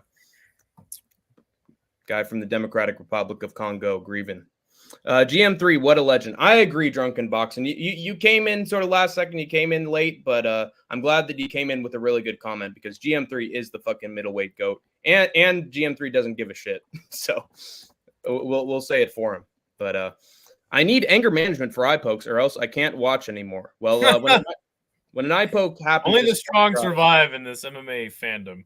Count to 10, okay? You should start rooting for eye pokes, and then you'll actually be happy when they happen. Does Kaio have a stutter? No, he was just born in Brazil. What can I tell you? It's a sad state of affairs. That French guy. That Imavov? Ugh, that wouldn't sell anything. Hey, both guys have potential star power. Winner of Imavov and Allen versus Kaio is an option. Yeah, I think, like I said, he's got to wait for some things. We're gonna bring in our good buddy of ours, Big Red. He was at the PFL. Hopefully his internet is okay. Nice burp. Dylan, how you doing? My internet's good. My internet's good. And yes, I was at the store, and I was eating a hot dog. If you must know. Nice. Yeah. What do you put on your hot dog? Of course. What do I put on it? Yeah. Oh. For the spicy bite, threw me some mustard, ketchup, pickles, relish. Yeah, had that. That's what I live on. Got to put pickles on the hot dog, bro. I don't. Oh, I did. No, I know. That's what I'm saying. I'm in agreement with you. Did he just drink mustard right there? Oh no, it's not mustard. Look close to it though. Yeah, I mean, of course, I was in the lobby. In the time that you choose to put me on, I'm like the mid bite, like maybe the worst time. So I just didn't do this time. Well, this is a live show. Things happen. We needed that burp. What'd you think about the UFC card? I mean, GM3 winning was super expected for me personally. Yeah, he said it in Nisha's chat. Yeah, got a I better. mean, I just knew like if Edmund didn't put him away, he doesn't have. I mean, it was close. He was close. I'm not gonna sit here and pretend like I'm a genius now that I'm right on the other end of it, but kind of Good power that minds. that would truly put him away. No, no, And then he would wilt in the second round like Edmund always does. that's true. Um, It's actually not a bad prediction. You yeah, could have gotten I a mean, round 2 TM3 win. I took Gerald Mearshart by submission, and I think it was like plus like for the whole fight. I mean, I think picking the round, it was round 2, right? Yes. Yeah. Yeah. I think round 2 was like, I just specifically round 2 was like plus like 14 or 1500. Nice. I just took submission for the whole thing at plus 600, and then of course I parlayed it with Santos by decision, and he finished him. So Yeah. I It's lost. tough. Well, Yeah. shit happens. Yeah, but that was a really impressive performance, and I said it before. It looked like awfully like his puppeteer dropped the handle when he was, and it just fell straight down. It was a pretty fucking brutal knockout.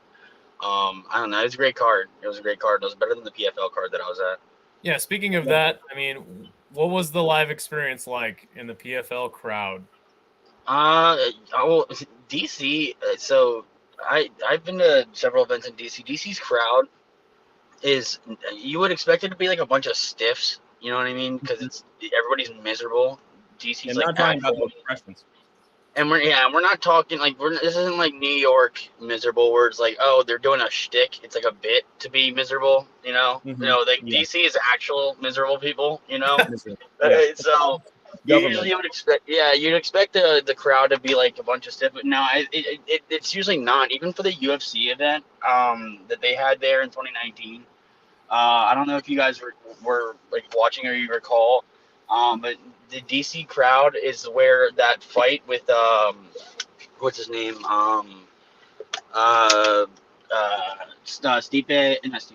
Stefan Struve fought Ben what's the guy with the cringe laugh, the UFC guy, I always forget his last name. Ben Saunders? No, the heavyweight. He was in BKFC, right? Yeah. Stefan Struve got hit in the nuts, and then every time he bent over, the crowd would boo, and then he would sit up, and the crowd was going, yeah. That was the DC crowd. So That's DC that's crowd, one of the best reactions ever. That is yeah, fan I was there for it, and we were doing the boos and the yes like with everybody. We picked up on it pretty quickly. Yeah. So the DC crowds are very Ben Rothwell. honestly. Ben Rothwell. Yeah, that's what it is. Thank you. I got it. I always forget his last name. Thank you, Kiwi. Yeah, we needed that. And so yeah, the DC crowd was great. Honestly, a lot of the fights deserve more boos than they got. Like people were pretty patient there, but the thing about the anthem is I don't know if you've ever been to an arena where like the bars are like hard to get to. They're like crowded like crazy. No, like at the anthem, which is the place that they held the event, they have massive bars. I actually was the auditor of the venue in like the entire like mini multi-billion-dollar like complex that it's a part of, and they built this thing out to be super attendance friendly, and people were just hammered there. People were hammered. They were like friendly hammered. And there was a lot of people that had knowledge. Like we were sitting in a section where that's surprising. Well, I think my section had knowledge. I think that what happened was people from that gym that Ryan Hall goes to had bought like a bunch of people. Yeah, I think it's his gym now. Yeah, it's his gym. Yeah, so a lot of people who like train out of his gym all had their own section right next to our section, and then there was some other gym. I think it was Capital MMA or in Tacoma Park, Maryland, that had another section. So we were just surrounded by like a bunch of people, a bunch of us who trained. One guy that was sitting near me, I competed against him as a kid, which was just a really weird. Yeah, that is awkward as fuck. Well, he sucked. So hopefully he's better now. Just want to mention to the Skate Tank Army that Dylan is in a moving car right now, and I hope No, it doesn't. I'm not. I think I'm that's not. pretty obvious. Yeah, I'm in a moving car, but I'm going from like 7-Eleven and then my neighborhood road to my apartment, and I just got here, so that was it. Sweet. Don't FaceTime and drive. My jiu-jitsu coach was a ref for the event, Fernando Yamazaki, Mario Yamazaki's brother. Oh, thank God it wasn't Mario. No, Mario was there too. He was there too. There. Yeah, he's there There too. was a moment where he should have stopped the fight, and he didn't. It Of was course classic he did. Mario Yamazaki. I was just about to bring it up. I'm like, no, you should have known he was there because he should have stopped the fight a little earlier in his fight, which was just classic Mario. It's funny how Isha's always like apologizing for Mario Yamazaki, like, oh, don't worry, Mario Yamazaki's a legend, you guys. He has late stoppages every once in a while, but he's a solid ref. And then when it comes I don't think I've ever heard Isha apologize for Mario Yamazaki. But then when it comes to that one old bald guy who does late stoppages, like, Oh yeah, fuck this guy! I want him to fucking die! I want him to retire! Chris Dione. Just Chris Coyote, yeah, he's on Isha's like kill list. It's like he drops all this Canadian. He's like, I want to smother him with the pillow. That's true. Yeah, it is. It's like two things that'll make Isha go like non-Canadian, like killer mode. And one is like fingers in the cage, or like Yeah. or like fingers cut off. Did you witness the face-off between Henan Ferreira and Francis? How did that go in the crowd? Oh, dude, nobody cared. It was the funniest thing. Nobody cared. I didn't care. I didn't care. I went and like people were like, there was like guy arguing for like an extra tray of chicken tenders, and like there was like people like around that were watching that exchange that were more concerned with like the back and forth between that guy than looking at the face off. Yeah, and then there was also fucking Jake Paul just like staring. Oh, everyone booed. And then I'm so glad people booed Jake Paul. Fuck Jake Paul. Fuck him, little bitch. Yeah, it was funny because I was actually like probably, I don't know, maybe 30 or 40 feet from him when they started booing him, and I was like how me and my friends were doing odds to see like who odds somebody throws a chicken tender at him, and we were. I mean, I went as low as 25. Have you guys ever played odds before? You know what odds is? Yeah. So you get two people to count down from 3. I mean, you get one person to count down from 3, and then you go like 3, 2, 1, and the number that you pick is like the range that you can choose a number from. So if both people say a number at the same number at the same time, you lose, and you have to do whatever the hell you're doing. So like, oh shit. Yeah, we dropped it down to 25, and nobody ended up hitting on it. It was like a 17 and a 16, and so you're one number away from seeing maybe Jake Paul get hit with the chicken tender. Oh, dude, I wish that would have happened. That would have been fucking fantastic. Andre has a question. What is the best state of the UFC? California, Idaho, Washington, D.C. There's your answer to your question. What is the best state in the USA? Well, I'm trying to hit all of them. Eventually you'll find the best one. Yeah, eventually I'll find the best one. But I've been to 18 states now, and I think it's a pretty hard question to answer. I think it's Guantanamo Bay. I think Matua Sablin had a point. Hey, at least you have healthcare in Guantanamo Bay. I mean, the best state that I've been to that I had the most fun in was the absolutely depressing state of DC. The best state I've been to that I had the most fun in was Texas, for sure. Yeah. Hey, it hosts PFL, man. It's a great state. It has. Yeah, what about you, Hank? What about you? Well, given that I've been in California for 90% of my life, you've probably never ever been to any other state besides Oregon. I've been to Oregon. I've been to Washington, not named DC. I have been to Texas. I've been to Wisconsin as well. I was even in New York. I went all around the East Coast, so I've been around you guys. I've been around your state, Dylan. I was in Maryland. I actually did a Washington. Maryland. First of all, Maryland. I live in DC, partner. But yeah. So I've been all around. I enjoyed DC personally, like the museums, but no being chili dogs and Chop Downs. I agree. Isn't Hank Snow the guy who does "I've Been Everywhere, Man"? Yeah. Yeah. So that's you. So you're Hank the Snow Tank. Yes, I am. We keep coming up with new nicknames. I All swear. right, what about you, Dylan? What's the best state in the Oh, USA? wait, I didn't get my answer. All of them but California. Everything but California and state of Washington and also Portland, Oregon. So anything but that Portland is a state. Portland is a state. Just ask Portlandia. It's a sanctuary. It's All right, no, what's it called? What's your answer? Yeah, it's that. It's Hawaii. It's Hawaii, and specifically the island of Maui. I love going to Maui. Awesome. Dude, I was just in Maui last month, and I'll tell you right now, go there and say that they're a state of the United States, and watch them cope and see like they're still like an independent. Yes. It's like, hey, you guys weren't even independent like when we took you guys. You already were like a. You haven't been independent since your queen in like 1850s. I don't know, dude. When we went to Hawaii, they did like the Maori war dance at all of the tourists on the 4th of July celebration. They're like, we have a special presentation for everybody at like the for 4th of July, and they did like this war dance. And I'm sitting with this guy, this Hawaiian guy. And I'm like, hey, I was like, is this a threat? And I was like, is this a threat? It was like, because they hate this day.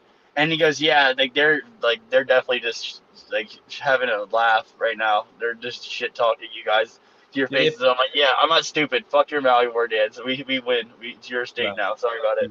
Yeah, go cry and put your pig underneath the sands. Go ahead and make yourself a good juicy pig. All right, Dylan. Any thoughts on the PFL though? Any other thoughts? If I say that Hawaii is a free state, a guy from the U.S. military is going to shoot me in the fucking face. So that's great. I didn't follow the gripe. To be honest with you, I was waiting for Idaho to start jumping in and yelling at you, but he didn't. So instead, I'll just go to answering Idaho's questions. So for the PFL, I mean, the first knockout of the heavyweights was great. I do think that the best fight of the night was the Barzola fight. I knew Barzola was gonna win. I was sitting with I looked like the smartest guy in the room. I was like Barzola he's got too much veteran he's not gonna wilt here. Like I think he has 35 fights and had at least 5 or 6 in the UFC. And Tyler Diamond blew his load. You could tell really quickly in the middle of the second round that he was going much more flat-footed. I mean, in person you can see like somebody's on the ball of their feet versus like you're flat-footed, and his was very prominent. And his corner, you probably wouldn't be, if you watch back you would see it wouldn't be as obvious watching it on TV, but his corner was like, how you're supposed to like mitigate the highs and like build them back up from the lows. They were just riding the emotional roller coaster the whole time. I could watch it, and they were like, you know what I mean? They were more jacked up about the momentum than him, so they all blew their load too. And I think they blew their worst. They blew their loads worse than Ryan Loader. It was absolutely disgusting, man. On camera too. What happened with Ryan Loader on camera? Yeah, Ryan Loader is better than Gamrot, absolutely, because he can actually get a finish while on top. Can't say that about Gamrot. Yeah. Feed Gamrot to Neil Magny, because Neil Magny always is guaranteed to lose one, win one, and he just lost one. So that is true. Feed him to Neil Magny. Either that or feed him to Money Moicano, because he cannot afford to lose. So also, Andrea Miani thanked us for our recommendations. I'm a teacher of capoeira and luta marajora. In the future, I will go to the USA for helping Americans in MMA. Super cool, Andrea. Thank you very much. I'm glad that you want to help us in MMA. But dude, we are sort of the number one MMA country in the world. So I don't know if there's much improvement. Actually, we can, because fucking any American who's a contestant on Tough fucking sucks. So yeah, we actually need more help. There is something else to say about PFL. Yeah, let's keep it to PFL for now. Yeah. Oh, there you go. He won the title. No! Good job derailing the show with your hilarious Ryan Loader joke, just so we could get Dylan to cut out. I got tickets for... Yeah. And then... Hopefully they'll come back. Am I cut out right? You're good. Yeah. You're good. Damn it. You're good. Am I in? Ah! Pizza You're face. in. Get off of me, pizza face. Am I cut in now? You're good. You're good. Am I cut in? You're in. You're in. All Just start talking about PFL. So am I in? You're Am I in. in? All right. I think I'm just gonna. You're out. You're out.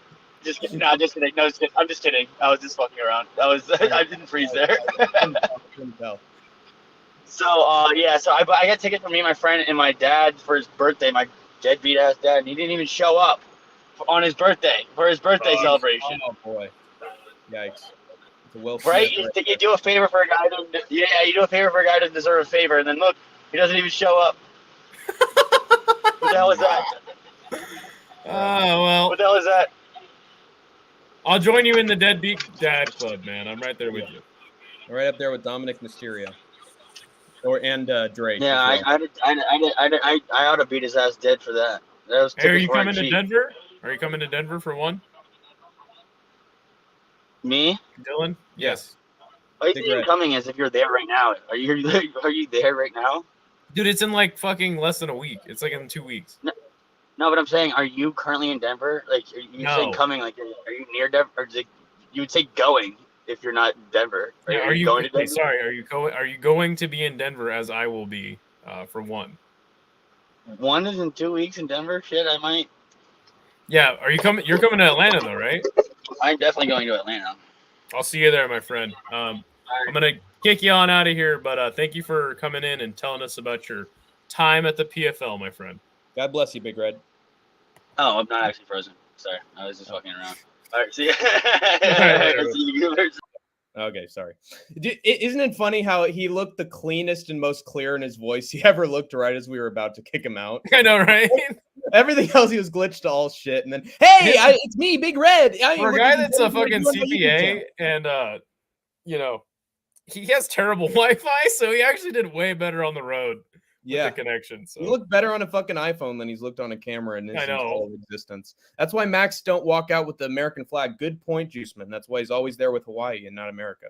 Nora says he's put over 40K on miles on various motorcycles riding along aimlessly in America on the state routes. Yeah, in 2 years I put 40K on this car I got. So right now, it's gonna be a hell of a drive down to Florida in November. Andrea Miani actually has 5 students that he coaches in jungle fights, and they'll all go to the UFC. I guarantee that is going to happen. So, are you going to be doing Dana White Contender Series picks right now? Yes, I will. It's Volkan's favorite part of the fucking thing. Oh, wait a minute. Hold on. Yeah. It's Volkan's favorite part of the Skate Tank MMA podcast recap. It's the Dana White Contender Series Hank the Tank picks. First off, we got Nick Piccinini against Jack Duffy.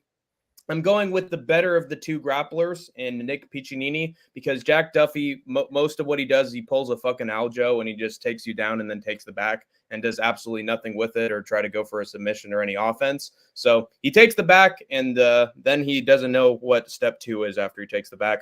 Meanwhile, Nick Piccinini has really good takedown defense, and he's Willem Dafoe, Green Goblin would say, I'm somewhat of a grappler myself. And so we would probably take Duffy down, I think, and then submit him in round 1 because Duffy's sort of a one-trick pony. He's a fucking Duff. And if he's not able to, if his game plan doesn't go 100% according to plan, he's going to fucking crumble. So for that reason, I'm picking the guy who's actually going to get a submission in Nick Piccinini. Next up, we got Adam Bramhold against Malcolm Wellmaker. Malcolm is really good at making wells. Is that Dylan? Yes, that is Big Red. If he actually shaved, yes, either that or it's his looks just like brother, like Dolly the sheep when he was cloned in a lab. I'm still going with that fucking cloning theory, by the way. But Malcolm Wellmaker, he is great in terms of the striking and in terms of the grappling. I will say the difference in striking between these two guys is that Bramhold is really technical and he has a bigger output in general when it comes to the striking. So he'll throw like combinations 1, 2, 3, 4s.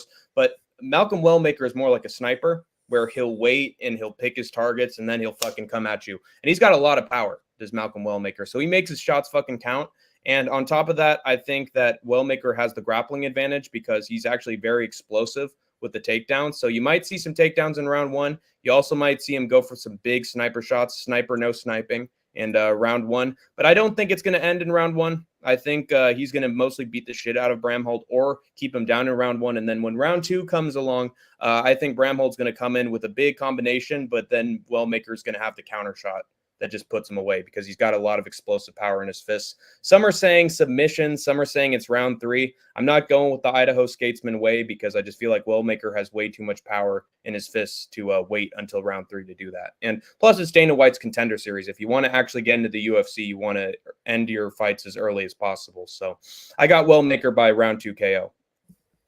Then the feature fight of the Contender Series, we got Marco Tulio against Matteo Duclos. Marco Tulio has actually been on Dana White's Contender Series before, but he didn't get into the UFC, and I think there's a multitude of reasons why.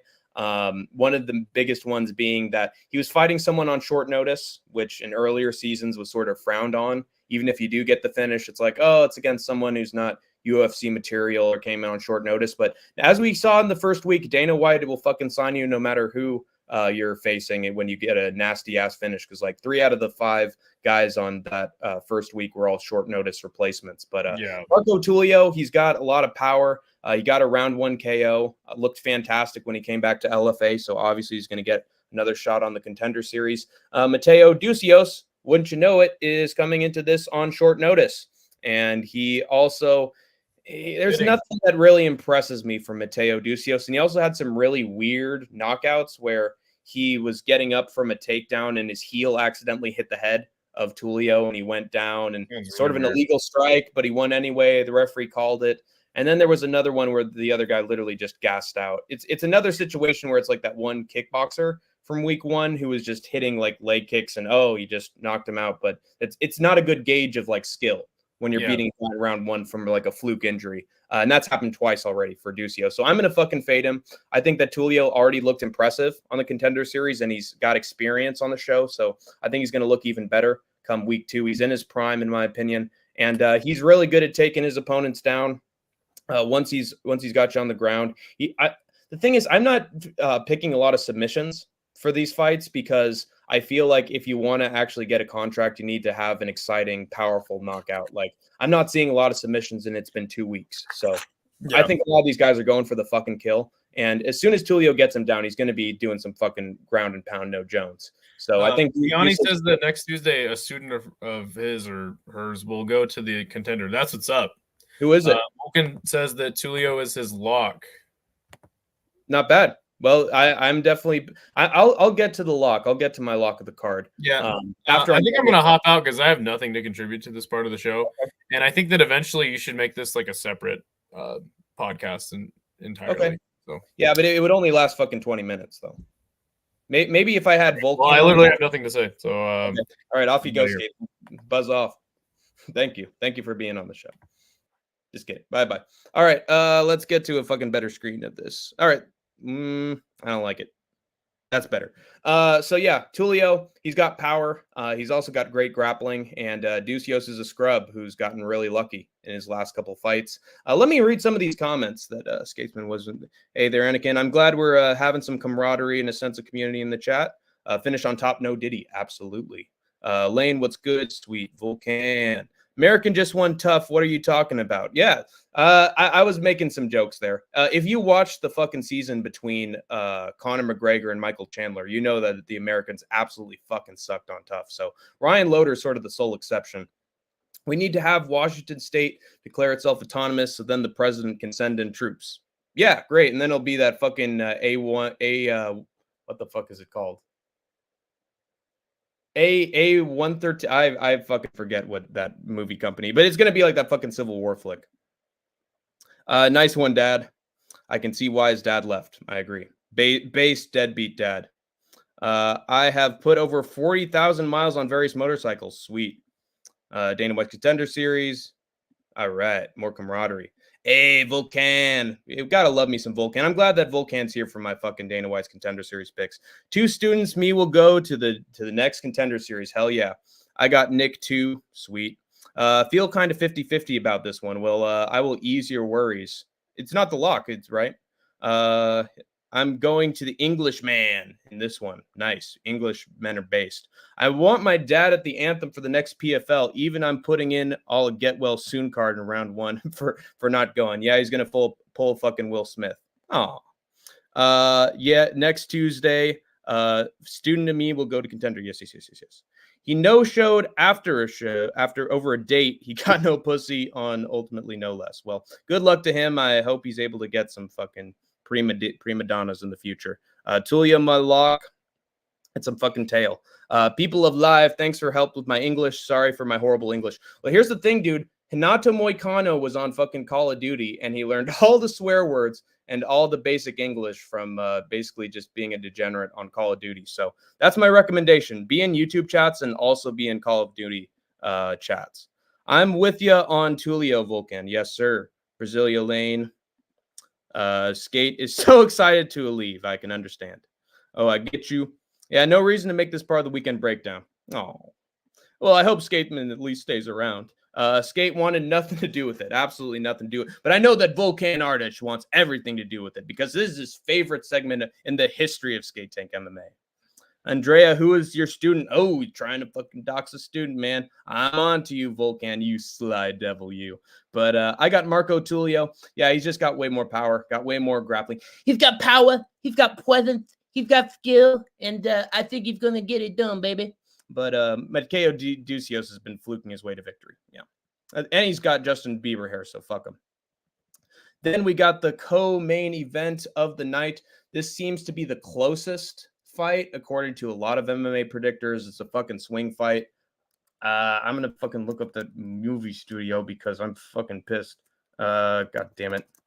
How do I... It's A24. A24, that's it. That fucking flick. God damn it. I was going to fucking destroy myself if I didn't know what the name of that company was. Michael Aswell. I'm talking about Michael Aswell versus Bogdan. And no, it's not Bogdan Guskow. It's Bogdan Grad. Lame, fucking not based nickname whatsoever. Lame. A lot of people have Bogdan for this one, but every single person who I've seen pick Bogdan said, I'm really not confident in this pick. I really don't know who's going to win this one. So I'm going to go with their suggestion and think, if you're not confident in Bogdan, I'm going to pick the other guy. I'm going with Aswell. Most people's breakdown of this fight is that Aswell looks really good in round 1. He's got a lot of technical ability. He puts together good combinations. He seems more confident and better in the pocket overall, but he has very little head movement, and he can get caught by guys who are sort of mediocre. And that's his weakness. His strength in the pocket is also his weakness, the pocket. But the problem is that Bogdan has very little head movement, and he gets cracked just as easily. I've heard people say that Aswell's got better cardio. I've heard people say Bogdan is better cardio.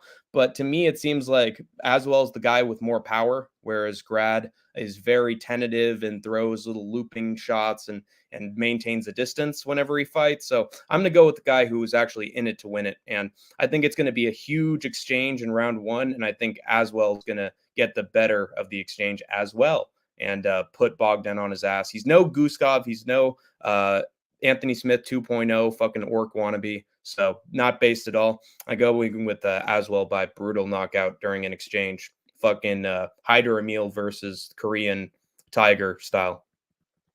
Let's see the comments, shall we? Shout out G Monsters. Andrea, who's your student? He will never tell. Yeah, I like to hear a breakdown from a well capper. Especially if the capper does tape. I mean, good one. Fucking full can. I listen to guys who watch tape. You don't gotta fucking tell me about it every single time. So my deadbeat dad gets hope you get some pussy on your next date, and I get yeah, I agree. I see why Dylan's dad didn't stick around. Yeah, that's fucked up. Trolling ATP Dylan. Good to see you on the show again. What? You're the one talking about fucking pussy and your dad leaving you when you were a child. Why am I the sus one here? I'm going to go live on my channel at some point this week, Volkan. You heard it first. Okay, anyway, we're moving on from this private conversation. The main event between Liam Anderson and Andrei Polyev. I am going with Liam Anderson for this one. It is the underdog of the card, in my opinion, the one to pick, because I feel like Polyev has nothing essentially special on the feet. I think he's just decent everywhere. Whereas Liam Anderson he's sort of like fucking Mirko Krokop in Pride, where he throws a lot of head kicks and hopes that one of them lands and just has some devastating impacts. But I don't know, man. I just feel like Liam Anderson, what I've heard from people is that he's actually a solid wrestler, and that if things don't work out very well for him on the feet, he can take his opponent down. So that's sort of his plan B. Plan B! Plan B! And I feel like Liam Anderson's plan B is going to work out this time around because Polyev, he's, again, very tentative. He keeps a good guard, but that means he doesn't throw much in terms of offense. Whereas Liam Anderson could throw a body kick, leg kick. Guy's a really good kickboxer, and he's the best in his weight class in New York. The more you know. But yeah, Liam Anderson, I actually do think he's going to get the round 1 KO because that is how I predicted it. And so that's what I'm going to go with. I feel like he's going to implement the grappling at some point. He's going to take Polyev down. And I've said this before, guys, as soon as you get somebody down or you at least even feint the takedowns, that opens up the head for striking. It's the standard rule of fucking boxing. You go low and then you go high. No Jones. And yeah, Polyev's going to fucking pull back, as his name suggests. And then Anderson's going to come in with the fucking head kick that closes him out cold after getting the takedown first and giving him the spooks. So I got Liam Anderson because he's more flashy. And seems to me like in the Contender Series, you got to go with the guy who looks more exciting on the feet, because from what I saw from last year, usually those guys end up getting a shocking finish because they've got nothing to lose. So I'm going with the guy who wants it more, the ones who's wants more Snickers because he's you when he's hungry. And yeah, Liam Anderson's going to get this done and close the fight on a fucking massive W. Is going to end it with a bang. And then Dana's going to be like, I love everything about this kid. Plus, he's from New York, just like John Jones. This guy, Liam Anderson, is the greatest prospect ever. Ever! And don't you ever. I'm not defending Liam Anderson. And Polyev's going to be like, what the fuck is this guy talking about? But I feel like Liam Anderson's getting the finish and the contract. Know what I'm saying? Do it, Dylan. I'll check it out. All right. Well, basically, those are my picks overall. But in terms of my lock for the card, I think I would go with. This is actually sort of a tricky one. It's just weird because Duclos had a bunch of fluky.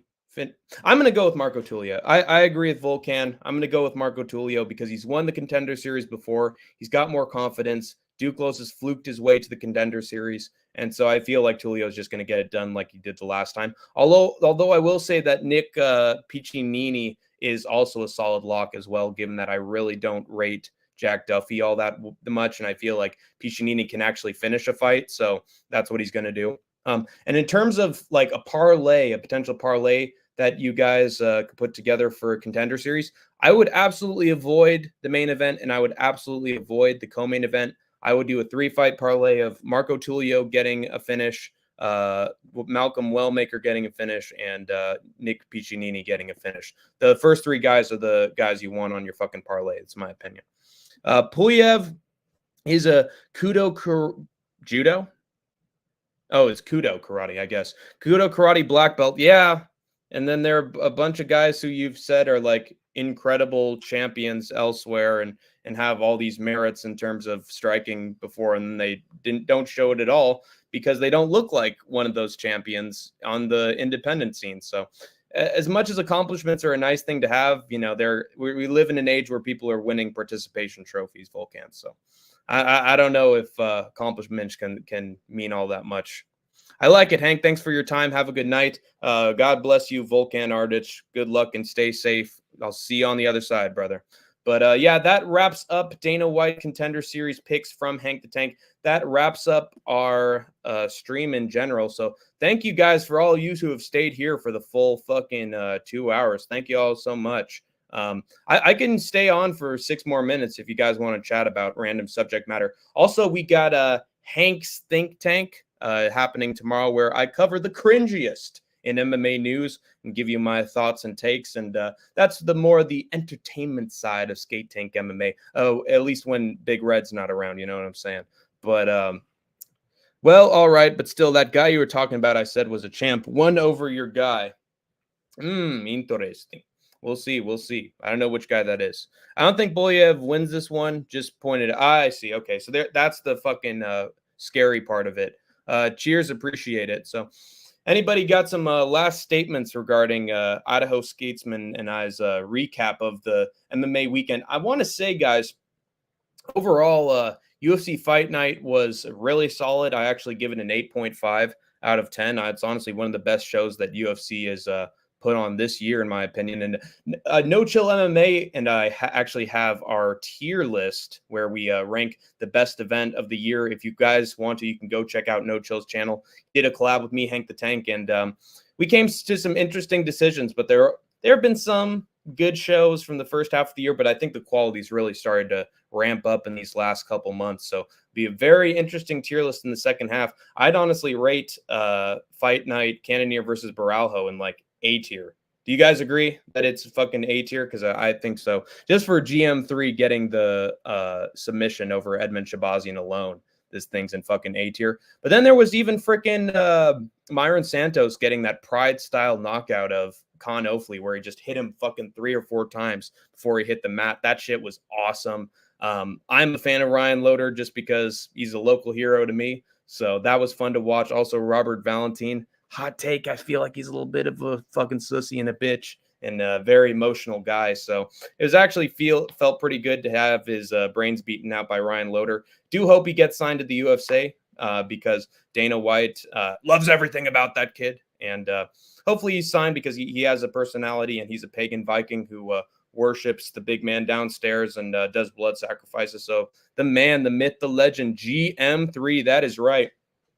Isn't it fucking crazy, guys, that Gerald Meerschaert now breaks the record for the most finishes in middleweight history? Isn't that a little bit fucking wild?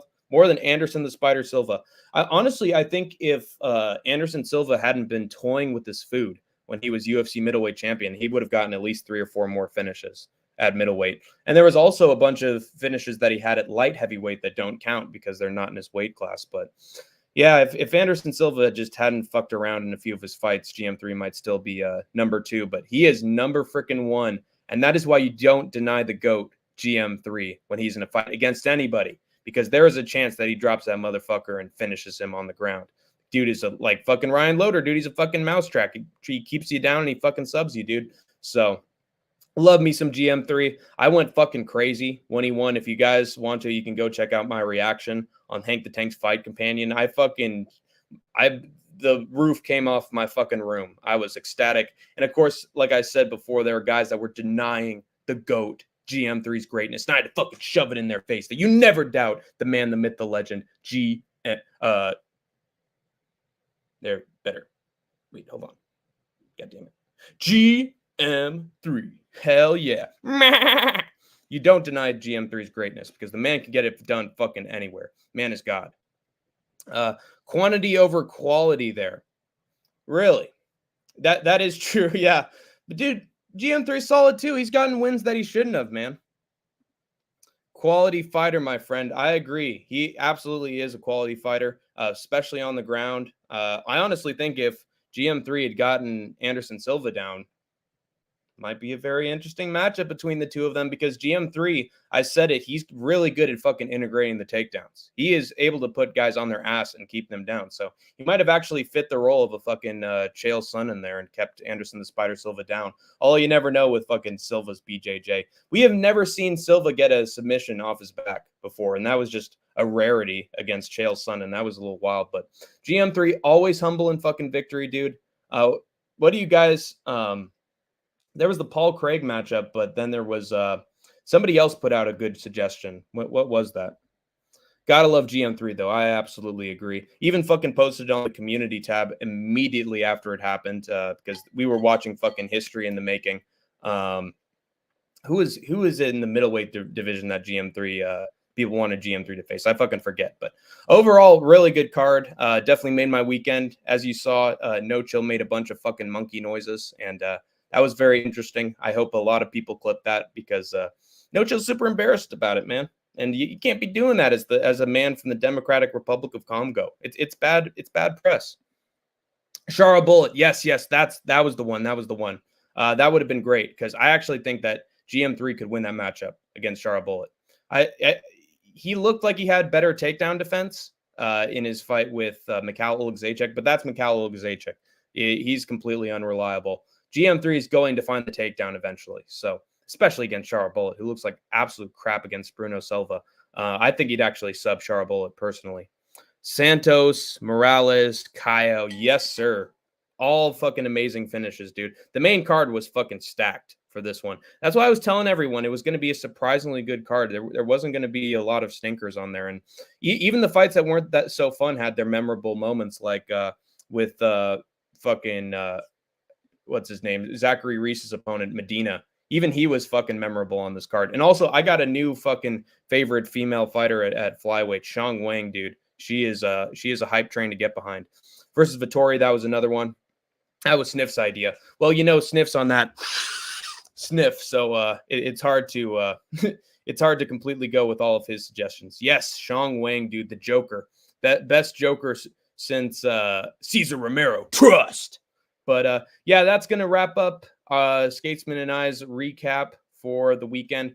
Honestly, UFC was good and not much else. Even K1 was a little bit So cursed weekend besides UFC, and that's usually the opposite. Usually the UFC card's fucking cursed and the rest of the weekend is phenomenal. But hey, I'm glad to be living in Bizarro world. Thank you guys for watching our recap, and until we meet again, you have escaped the war zone. For now. Dude, I hate Cristioni, man. I'm gonna fucking kill him when he's sleeping. I'm gonna climb in through his window and fucking beat his brains out. I'm gonna choke the life out of his skull until his eyeballs popped out. Fuck Cristioni. He could go to a retirement home. I wish he never...